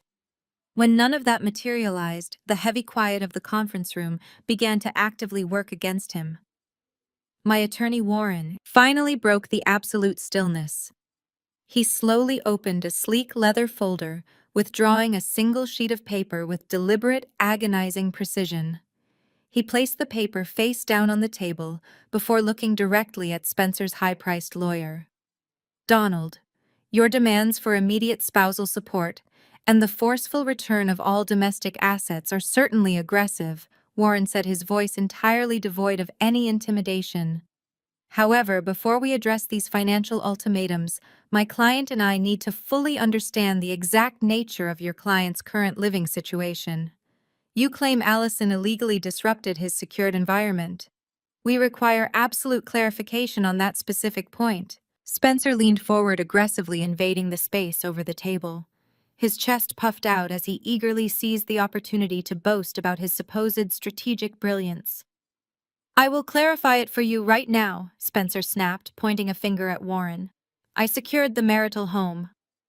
While Allison was busy packing her bags, I went straight to the property management company, Aegis Holdings, LLC. I terminated our joint month-to-month rental agreement and signed a brand new ironclad exclusive long-term lease. My name is the only name on that document. I am the sole legal tenant of that property. Allison has absolutely no right to step foot on that land, let alone hire a team of movers to strip the place down to the drywall. I secured the house for my growing family, and she threw a massive tantrum because she lost." Madison nodded enthusiastically, rubbing her cashmere-covered stomach to draw attention to her pregnancy. Spencer completely outsmarted her. She chimed in, her voice dripping with artificial innocence. "We have a legally binding contract with Aegis Holdings. They are a massive corporate entity, and they recognize Spencer as the sole provider. Allison stealing our furniture was just a pathetic attempt to ruin our happiness because she knows she legally lost her home." Howard and Beverly murmured their loud approval from the sidelines. Beverly crossed her arms and glared at me. "A real woman would accept defeat gracefully," Beverly muttered. "Spencer protected his assets like a real man should. You have no legal standing to harass him anymore." Warren ignored the gallery of toxic in-laws. He kept his attention entirely locked on Spencer. He turned slightly toward the mediator sitting at the head of the table. "Your Honor," Warren requested politely, "I want to ensure that every single word of my next exchange with the opposing party is fully documented on the official legal record." The mediator gave a swift nod, instructing the court reporter to note the interaction carefully. Warren turned back to face Spencer, his expression turning sharp and incredibly focused. Let us be absolutely clear for the official court record, Spencer Warren stated. You are boldly claiming that you hold an exclusive lease agreement with Aegis Holdings, LLC. Is that correct? Absolutely, Spencer replied with a massive arrogant smirk. Signed and fully executed. I have the digital copies right here on my phone if you need me to prove it to you. Warren held up a hand declining the offer. That will not be necessary. I simply need you to confirm your exact legal relationship with this specific corporate entity. You acknowledge on the record that Aegis Holdings LLC is the absolute sole legal owner of the property in question. Yes, Spencer answered instantly, rolling his eyes at what he thought was a stupid question. They own the property. I pay them the rent.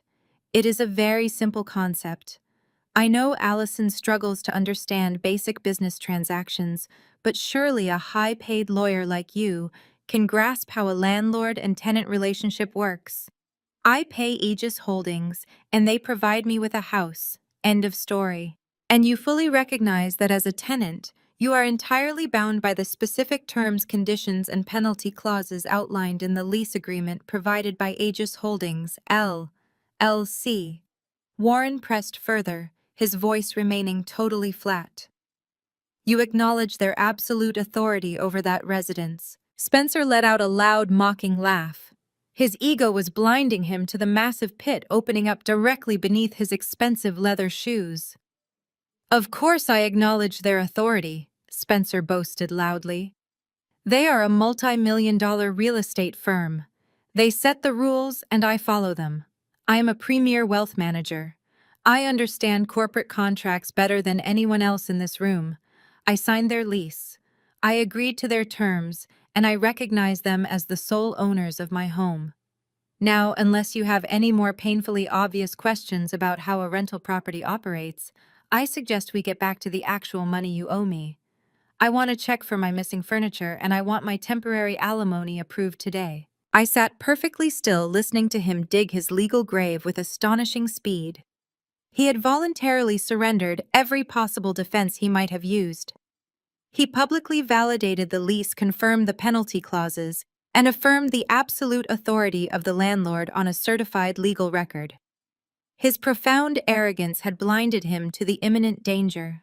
The trap was completely sealed, and the absolute destruction of his reality was only seconds away. I slowly uncrossed my legs beneath the massive table, taking a deep breath of the overly air-conditioned air, and prepared myself to finally deliver the ultimate devastating and absolutely fatal legal blow. I reached down to the floor and picked up my slim leather briefcase. The rhythmic clicking of the court reporter's keyboard was the only sound in the tense room. I snapped the brass latches open and extracted a thick manila folder. It was heavy with certified state records, bank transfers, and irrefutable property deeds. I placed it squarely on the polished mahogany wood and slid it firmly across the long table. It stopped perfectly right in front of Spencer's crossed arms. Go ahead, I instructed, keeping my tone completely flat and professional. Read it aloud for the official record, since you understand corporate contracts better than anyone else in this room. Spencer let out a loud, theatrical sigh, rolling his eyes, as if I were handing him a meaningless grocery receipt. He casually flipped open the heavy cover. His eyes scanned the bold black text printed on the very first page. It was the official state certification of incorporation for Aegis Holdings, LLC. He saw the corporate seal. He saw the registration dates. And then his gaze hit the single line identifying the sole managing member and absolute owner of the entire corporate entity. All color instantly vanished from his face. His smug, arrogant smirk completely dissolved, replaced by an expression of pure, unadulterated horror. His mouth opened, but absolutely no sound came out.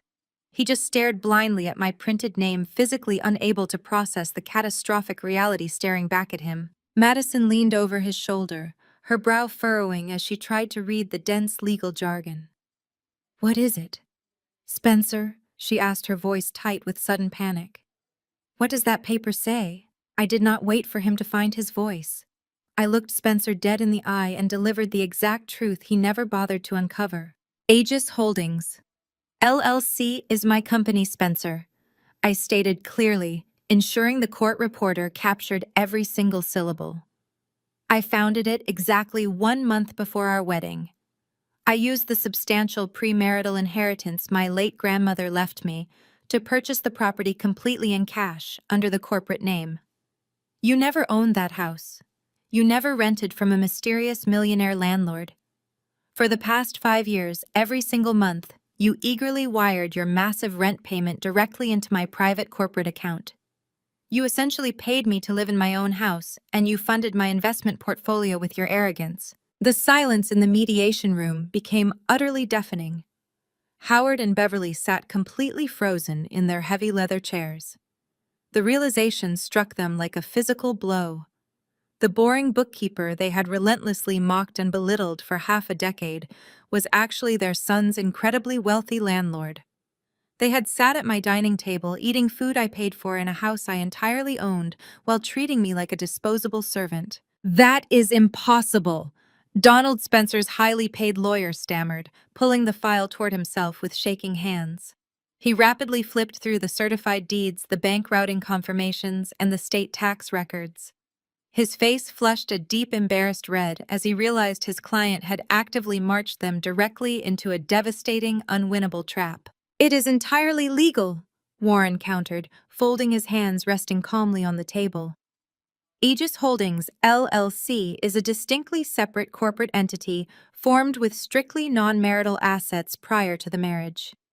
Spencer willfully signed legally binding lease agreements with this corporation. He voluntarily deposited rent payments. He completely relinquished any marital claim to the equity of the home by establishing a formal tenant and landlord relationship. He just proudly affirmed this exact arrangement on the official legal record 5 minutes ago. Spencer looked like a man who had just stepped off a cliff and realized gravity was real. His hands began to visibly tremble violently, shaking the polished table surface as he gripped the edge extremely tightly. He had constructed his entire identity around being the superior intellect in our marriage, treating my career as a completely meaningless afterthought. His breathing turned incredibly shallow and frantic. He stared at me with wide, panicked eyes, the absolute destruction of his massive ego tearing him apart from the inside out. "You tricked me," he gasped, his voice trembling uncontrollably. "You lied to me for 5 whole years. I never lied," I responded with chilling clarity. "You simply never asked. You were far too obsessed with your luxury cars and your tailored suits to actually engage with my career. You assumed my forensic accounting degree was a joke. You handed me your money because it made you feel powerful to be the sole provider on paper. I just facilitated your massive delusion." Madison suddenly jumped up from her chair, grabbing Spencer's expensive suit jacket and shaking him violently. "You told me you owned that house," she screamed, completely abandoning her sweet, innocent act. "You told me we were rich. You told me the rent was just a tax write-off. We have absolutely nothing. We are sleeping on a deflating piece of plastic." I calmly reached back into my briefcase and pulled out one final single sheet of bright white paper. I slid it across the table until it rested directly on top of the incorporation documents. Spencer looked down at it, his eyes completely bloodshot. "Since you failed to pay the newly tripled rent yesterday afternoon," I explained softly, my voice cutting through Madison's loud, echoing hysterics. "Aegis Holdings, LLC, is exercising its absolute legal right to terminate your tenancy. That is your official 3-day eviction notice. If you and your unauthorized guest are not physically removed from my property, by Friday morning law enforcement will violently drag you out onto the street. You wanted total control over my life, but you forgot that I control the ground beneath your feet. I will enjoy renovating that space once you are entirely gone. You demanded I pack my bags. Now it is your turn. Goodbye." Madison snatched the eviction notice from the polished mahogany table, her eyes darting frantically across the bold black text. The thick paper shook violently in her manicured hands. The facade of the innocent, glowing mother completely shattered, replaced by the raw terror of a woman realizing she had traded her youth and career for a man with zero actual capital. "You lied to me!" she shrieked, slamming the paper directly into Spencer's chest. "You promised me a luxury nursery. You promised me international vacations and a massive trust fund for the baby. You are literally getting evicted from a house you do not even own. You are completely broke." Spencer flinched instinctively, raising his hands to placate her. "Madison, please keep your voice down," he begged, glancing nervously at the mediator and his own defeated lawyer. "This is just a temporary setback. I am a senior wealth manager. I make excellent money. We will just rent a luxury penthouse downtown until I completely destroy her in court and get my equity back." Warren. My attorney leaned back in his leather chair and let out a dry, humorless chuckle. "There is absolutely no equity for you to retrieve, Spencer," he stated clearly. "You signed a standard residential lease with a corporate entity. You paid monthly rent for a service provided. You have zero legal claim to a single brick of that property, and your own signed statements on the official court record today entirely prevent you from ever arguing otherwise. You handed over your only leverage entirely on your own." Donald Spencer's highly paid attorney forcefully closed his briefcase. He refused to look at his client. The sheer professional embarrassment of being led into a legally fatal trap by an arrogant client was radiating off him. Donald stood up, smoothed his expensive suit jacket, and addressed the mediator. "Your Honor, in light of these new, fully verified corporate documents and my client's own recorded statements confirming his tenant status, the petitions for spousal support and asset retrieval are formally withdrawn. We have no legal standing to pursue those specific demands." Spencer stared at his lawyer in absolute disbelief. "Donald, you cannot just quit. I pay you a massive retainer to fight for me. You have to force her to pay me alimony. She makes more money than I do." Donald did not even pause his stride toward the heavy glass doors. "You cannot squeeze blood from a stone, Spencer. You lied to me about your asset ownership. Good luck with the eviction." Donald exited the conference room, the heavy door clicking shut behind him with a profound sense of finality. The absolute reality of the situation finally registered on Howard's and Beverly's faces. Their golden boy, the incredibly successful wealth manager they constantly bragged about at their elite country club, was about to be thrown out onto the freezing street. He had absolutely no savings, his accounts were frozen by a legal restraining order, and he owned zero domestic assets. Even worse, Howard and Beverly knew they possessed absolutely zero liquid cash to bail him out. They had completely drained their retirement portfolios just 24 hours ago to save their daughter Penelope from her own catastrophic financial divorce. The entire family was financially suffocating. Beverly stood up from her heavy leather chair. Her aggressive, entitled posture from the office lobby had completely vanished. She suddenly looked incredibly small, frail, and desperately panicked. She walked slowly around the large mahogany table, stopping a few feet away from my chair. She forced a strained, trembling smile onto her face, attempting to project the warm, loving mother-in-law persona she had never actually possessed. "Allison, sweetheart," Beverly began, her voice quivering with manufactured affection. "Let us all just take a deep breath and calm down. We are all family here. Families have arguments, and sometimes things get entirely out of hand. But we do not throw each other out into the cold winter air. Spencer made a terrible mistake with this young girl, but he is still your husband. You two built a life together. You cannot truly want to see the father of your future children completely ruined like this." Howard quickly stepped up beside his wife, nodding his head vigorously. "Beverly is absolutely right, Allison," he added, deploying his most persuasive paternal tone. "We know you are hurt, and you have every right to be angry with him. But kicking him out of the house is simply going too far. Let us dismiss this eviction notice today. We can sit down like reasonable adults, discuss a fair financial separation, and handle this entire mess privately. We have always thought of you as our own daughter. We know you have a good heart. You do not want to destroy him." I slowly stood up from my chair. I looked at Howard, then turned my gaze directly onto Beverly. The sheer, unadulterated hypocrisy pouring from their mouths was staggering. I picked up my leather briefcase, securing the brass latches with a loud, definitive snap. "Do not ever insult my intelligence by calling me your daughter," I stated, my voice echoing coldly across the silent room. You spent 5 years treating my career like a pathetic joke. You gladly sat at my dining table eating food I paid for while mocking my lack of ambition. And when you discovered your son was actively replacing me with his 26-year-old assistant, you did not offer me a single ounce of sympathy. You fully supported him. Beverly reached out her hands, shaking as she tried to grasp my arm. Allison, please, we were just trying to support our son. We did not know the house belonged to your company. I stepped back, ensuring she could not touch me. 3 days ago, you proudly marched directly into my corporate office lobby. I reminded her, my words striking her like physical blows. You deliberately slapped my face.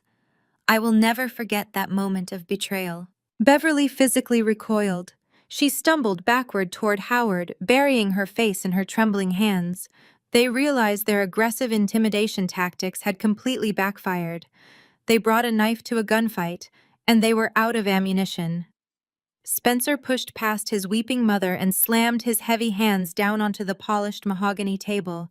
He glared directly at me, his chest heaving with angry exertion. "Fine," Spencer shouted, his voice echoing. "You win the house, Allison. You keep your corporate entity and empty rooms.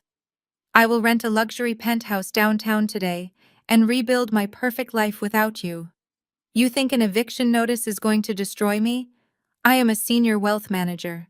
I control millions of dollars in liquid assets. I will bounce back by next week, and you will spend the rest of your pathetic life balancing spreadsheets for local bakeries." I looked at him with chilling pity. He truly believed losing the house was the absolute worst consequence he would face today. He had no idea I was just clearing the battlefield for the lethal execution. "I am fully aware of how much money you control, Spencer," I replied, my voice calm. I reached into my leather briefcase. I pulled out a thick stack of documents bound together.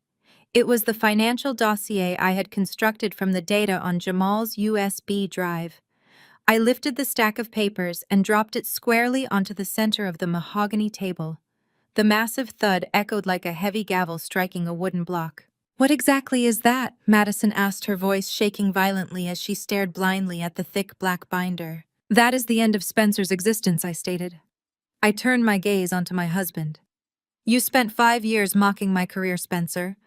You told your friends I was just a boring bookkeeper. You failed to understand what a forensic accountant does. My profession revolves around hunting down hidden money, exposing corporate fraud, and dismantling financial lies.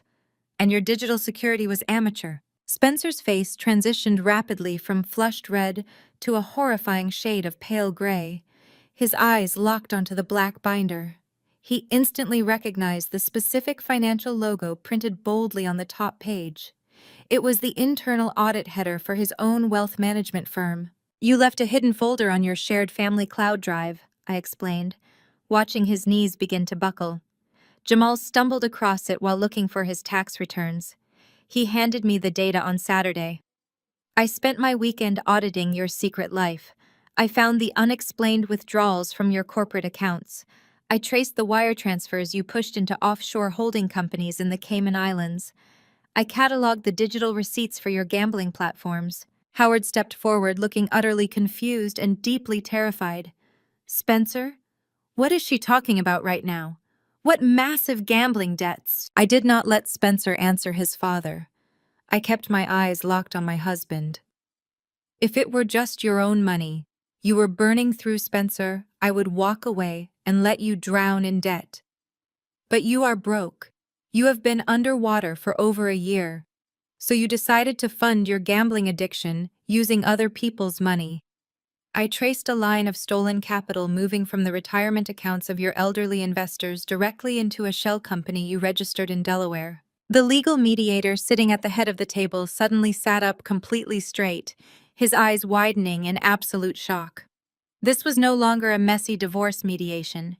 He was actively witnessing the live exposure of a massive federal crime. "You forged your client's signatures on authorization forms?" I continued, my voice sharp and relentless. "You fabricated their quarterly return statements to hide the missing capital. Every time you suffered a loss playing underground poker, another elderly client's pension mysteriously dropped in value. But you did not just steal to cover your gambling losses." I turned my steady gaze toward Madison. She was physically backing away from Spencer, looking directly at him like he was a highly dangerous monster. "You also stole to fund your pathetic affair," I told her. "I found the receipts for your diamond earrings, your hotel suites, and your first-class flights to Europe." Spencer purchased every single one of those gifts using money he actively embezzled from retired teachers and nurses. He bought your blind loyalty with stolen pension funds. Madison let out a horrified gasp, tightly covering her pale mouth with her trembling hands. She finally realized she was deeply implicated as a direct recipient of stolen federal assets. Spencer collapsed heavily into his leather chair. He gripped his hair with both hands, pulling extremely hard. "Allison, please," he begged, his voice cracking into a pathetic, desperate whine. "I can fix this. I can move the money back. I will pay you whatever you want in the divorce. Just give me that folder. We can keep this completely quiet. I will sign anything you ask for right now." I looked down at the arrogant man who had ordered me out of my own home just 5 short days ago. "You still do not understand the absolute gravity of your situation, Spencer," I said coldly. "I did not bring this massive dossier here to negotiate a better divorce settlement. I brought it here as a courtesy notification. Before I walked into this law office this morning, I sent fully encrypted digital copies of this entire binder to the Securities and Exchange Commission, the Federal Bureau of Investigation, and the board of directors at your firm. Federal agents are already reviewing your crimes. You are going to federal prison." Madison scrambled backward, her chair screeching loudly across the polished floor. The absolute reality of my words slammed into her carefully curated illusions. She looked at Spencer, completely paralyzed by his impending destruction. He was no longer a successful wealth manager who could buy her diamonds. He was an exposed fraud, entirely bankrupt and facing decades behind bars. "I am not going down for your criminal mistakes," Madison screamed. She gathered her designer purse, scanning the room for a quick exit. Spencer weakly reached out his hand, desperately trying to grab her wrist to stop her from leaving. "Madison, baby, please wait," Spencer pleaded, his voice breaking into a pathetic sob. "We can figure this out. I need you right now." She violently yanked her arm away from his grasp. With a swift, incredibly calculated motion, she unclasped the $30,000 vintage luxury timepiece he was so immensely proud of, slipping the heavy gold band directly into her designer coat pocket. She was not walking away empty-handed. "You lied to me about everything," Madison spat, glaring down at him with pure disgust. "Have fun in federal prison, Spencer. Do not ever contact me again." She spun on her designer heels and sprinted out of the mediation room, abandoning him completely. The heavy glass doors slammed shut behind her, finalizing her swift departure. Howard began to hyperventilate, realizing his family name was about to be dragged through a highly publicized federal criminal trial. Beverly wept openly, her theatrical sobs ignored by everyone present as they watched the young woman their son blew up his marriage for eagerly rob him and run. The silence in the room returned thicker and far more suffocating than before. I picked up my briefcase, gave the stunned mediator a polite nod, and walked out alongside my attorney. The execution was absolutely complete. The next 48 hours were a chaotic blur of inevitable consequences. While I returned to my corporate office and continued my daily routine, Spencer remained trapped inside the freezing, completely hollow shell of my property. His bank accounts remained securely frozen by the family court order. His access to his corporate email was immediately suspended the moment the board of directors received my comprehensive financial dossier. He possessed no liquid cash to buy a plane ticket, and his ruined parents were entirely incapable of bailing him out. He spent 2 agonizing days sitting alone on a deflating plastic air mattress, waiting in pure terror for the inevitable knock on his door. He survived solely on tap water and stale crackers found buried in the back of his leased vehicle. Friday morning arrived with clear, crisp sunlight. It was the exact day his 3-day eviction notice officially expired.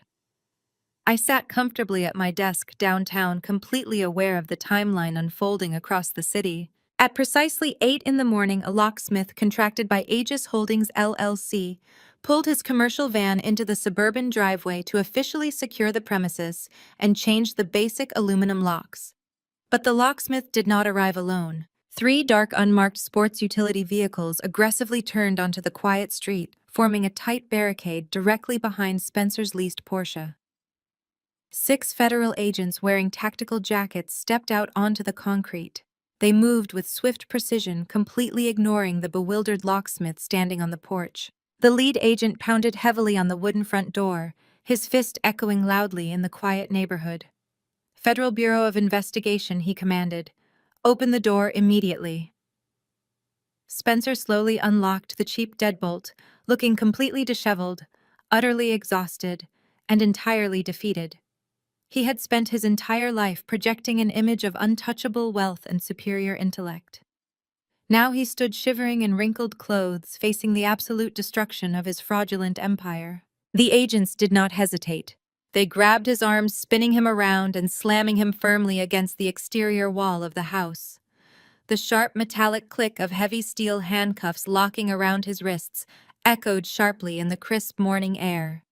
They read him his Miranda rights loudly and clearly, listing the massive federal charges of wire fraud, grand larceny, and corporate embezzlement. The commotion instantly drew the attention of the entire affluent neighborhood. Neighbors stepped out onto their manicured lawns, clutching their morning coffee mugs, watching in absolute shock as the neighborhood golden boy was aggressively walked across his own driveway.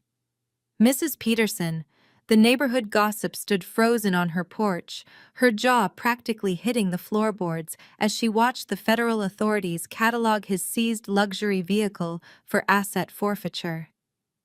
The same neighbors Spencer used to brag to about his massive bonuses and luxury vacations were now actively witnessing his spectacular, humiliating downfall. The federal agents aggressively pushed Spencer into the back of the dark vehicle. As they secured him inside the property, management locksmith calmly stepped forward, completely ignoring the criminal arrest, and began unscrewing the front door lock. The locksmith calmly replaced the cheap aluminum deadbolt with a brand new high-security electronic keypad, fully restoring my absolute dominion over the property. Spencer was forced to watch through the tinted glass window of the federal vehicle as he was simultaneously arrested for massive corporate fraud and legally evicted from his own home. His entire reality vaporized in a matter of seconds. His highly lucrative career was permanently destroyed. His arrogant reputation was entirely shattered. His freedom was officially stripped away. The dark vehicles pulled out of the driveway, speeding down the suburban street toward the federal holding facility downtown. The house stood completely empty once again, perfectly secured by the new locks, entirely free of the toxic man who had tried to steal it. The dramatic neighborhood spectacle concluded, leaving behind a profound, deeply satisfying silence. He had aggressively demanded I pack my things and leave. Instead, I remained completely untouched, absolutely victorious and finally free. Finally, the federal raid concluded before noon, leaving a profound silence over the affluent suburban street. I remained securely seated at my office desk downtown, finalizing the final audit reports for my corporate clients. My personal cell phone began vibrating aggressively across the glass surface. The caller identification boldly displayed Howard's name. Under any normal circumstance, I would have forwarded the frantic call directly to voicemail. I knew exactly why my former father-in-law was desperately reaching out to me. I calmly picked up the device, pressed the green button, and held the phone to my ear. I did not offer a polite greeting or a comforting word. I simply waited in absolute silence, listening to the chaotic, hyperventilating sounds radiating from the other side of the digital connection. Beverly was sobbing wildly in the background, her theatrical wails completely stripped of their usual arrogant performance. Allison Howard pleaded, his voice shaking with a level of raw panic I had never heard from him before. "Thank God you actually answered the phone. We are completely trapped in an absolute nightmare right now. Federal agents just arrested Spencer. They dragged him out of the house in handcuffs. The authorities are holding him in a federal detention facility downtown, and the judge set his bail at an astronomical $2 million. I leaned back in my ergonomic office chair, keeping my breathing perfectly steady. "I am fully aware of his current legal situation, Howard," I stated coldly. I am the forensic accountant who personally provided the federal investigators with the comprehensive financial dossier detailing his massive corporate embezzlement. A sharp, stunned gasp echoed over the line, followed by Beverly's frantic weeping intensifying. Howard struggled to find his breath, the horrifying reality of my absolute retaliation finally crushing his fragile ego. Allison, please, Howard begged, completely abandoning his usual toxic superiority. You cannot simply let him sit in a federal prison cell. You know his accounts are entirely frozen because of your divorce filing. We desperately tried to pay the 10% cash bond to secure his immediate release, but our bank accounts are completely empty. Penelope drained our entire retirement portfolio yesterday to save her own marriage from absolute ruin.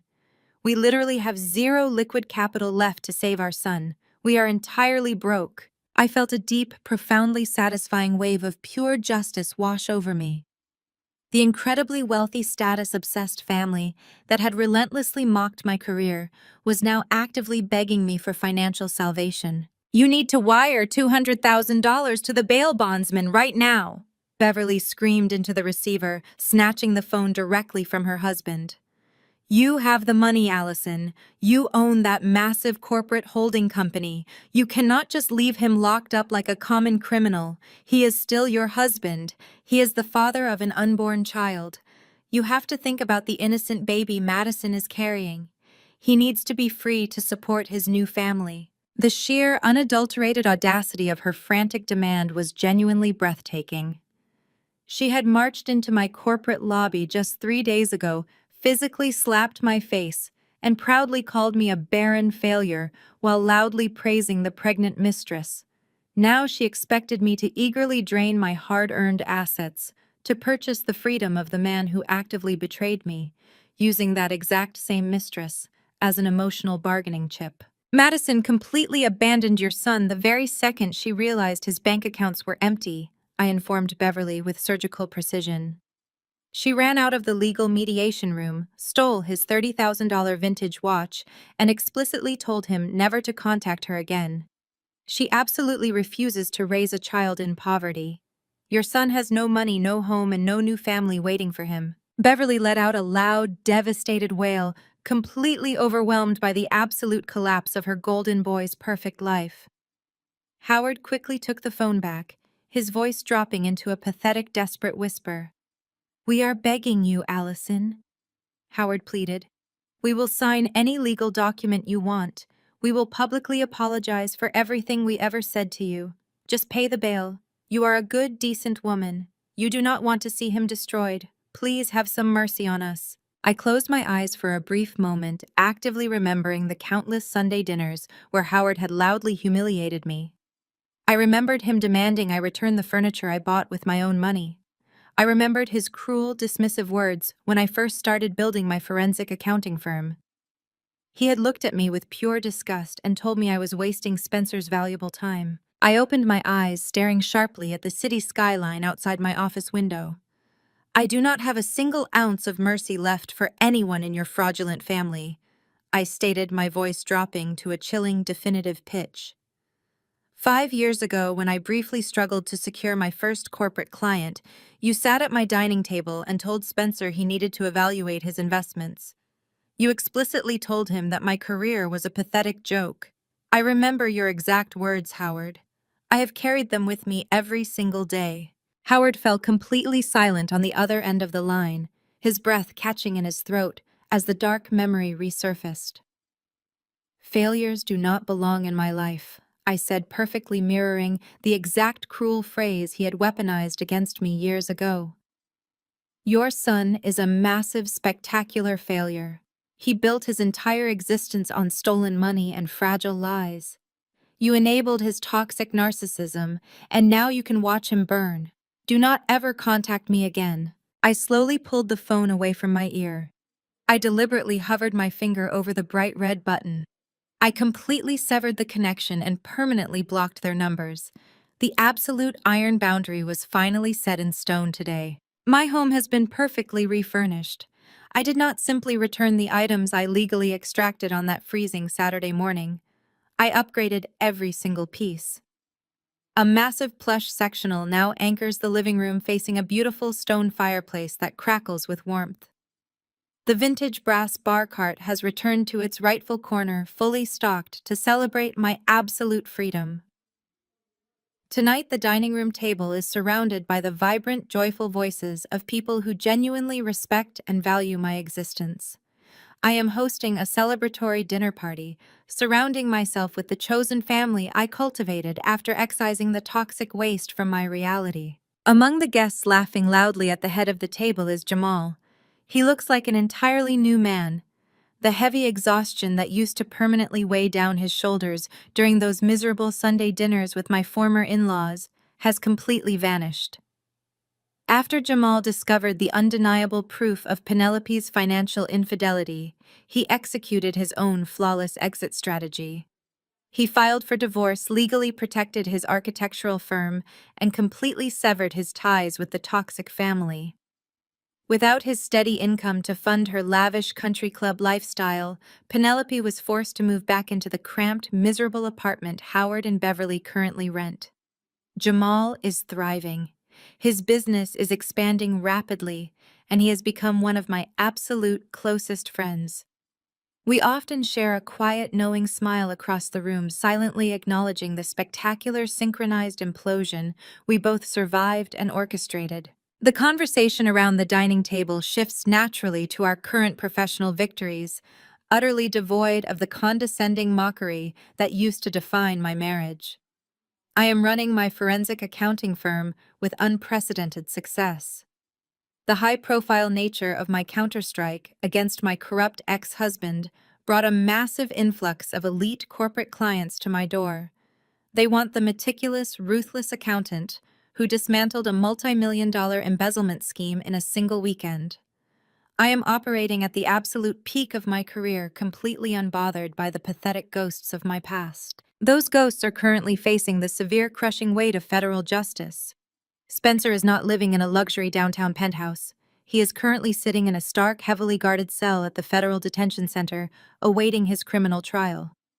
Because his parents completely drained their retirement accounts to save Penelope, they had absolutely zero capital to hire a private defense attorney. The former golden boy of the neighborhood is now entirely reliant on an overworked public defender to fight multiple federal charges of wire fraud and corporate embezzlement. The Securities and Exchange Commission successfully recovered a significant portion of the stolen pension funds, completely liquidating Spencer's remaining assets to compensate his elderly victims. He faces a maximum sentence of 30 years in federal prison. His arrogant ego has been entirely crushed behind concrete walls and iron bars. As for Madison, she vanished into thin air the exact moment she realized the money was gone. She abandoned Spencer at the mediation table, stole his expensive vintage watch, and immediately fled the city. I heard through the legal grapevine that she relocated to another state, desperately searching for a new wealthy target to fund her delusions of grandeur. She learned a brutal lesson about the severe consequences of actively participating in the destruction of a marriage for sheer financial gain. The luxurious life she thought she had successfully stolen turned out to be an empty, freezing trap. Howard and Beverly are completely broke, ostracized from their social circles, and entirely consumed by the legal bills mounting from Spencer's federal indictment. They lost their pristine reputation and their comfortable retirement because they chose to enable a narcissist instead of demanding basic accountability. They gambled everything on their superiority, and the house always wins. I walk over to the dining table, raising my glass to toast the people sitting in my home. The sound of clinking crystal rings clearly through the warm, beautifully decorated room. I look around at the life I built entirely with my own hands, funded by my own intelligence, and protected by my own absolute boundaries. I did not beg for respect. I demanded justice. I refused to let a cheating man convince me that my career was a joke, or that my worth was defined by his presence. I step away from the table for a moment, walking toward the large bay windows overlooking the calm suburban street. The neighborhood is calm, peaceful, and serene. The chaos and trauma are permanently locked outside. I look directly into my own reflection in the dark glass, seeing a powerful, financially independent 33-year-old woman who successfully burned a fraudulent empire to the ground and built a fortress from the ashes. I reclaimed my peace, secured my fortune, and completely rewrote the narrative of my own life. Empty houses tell no lies, but women who know their worth know exactly how to take out the trash. Have you ever had to clean up a mess left behind by a betrayer? Share your story in the comments below, and do not forget to like and subscribe.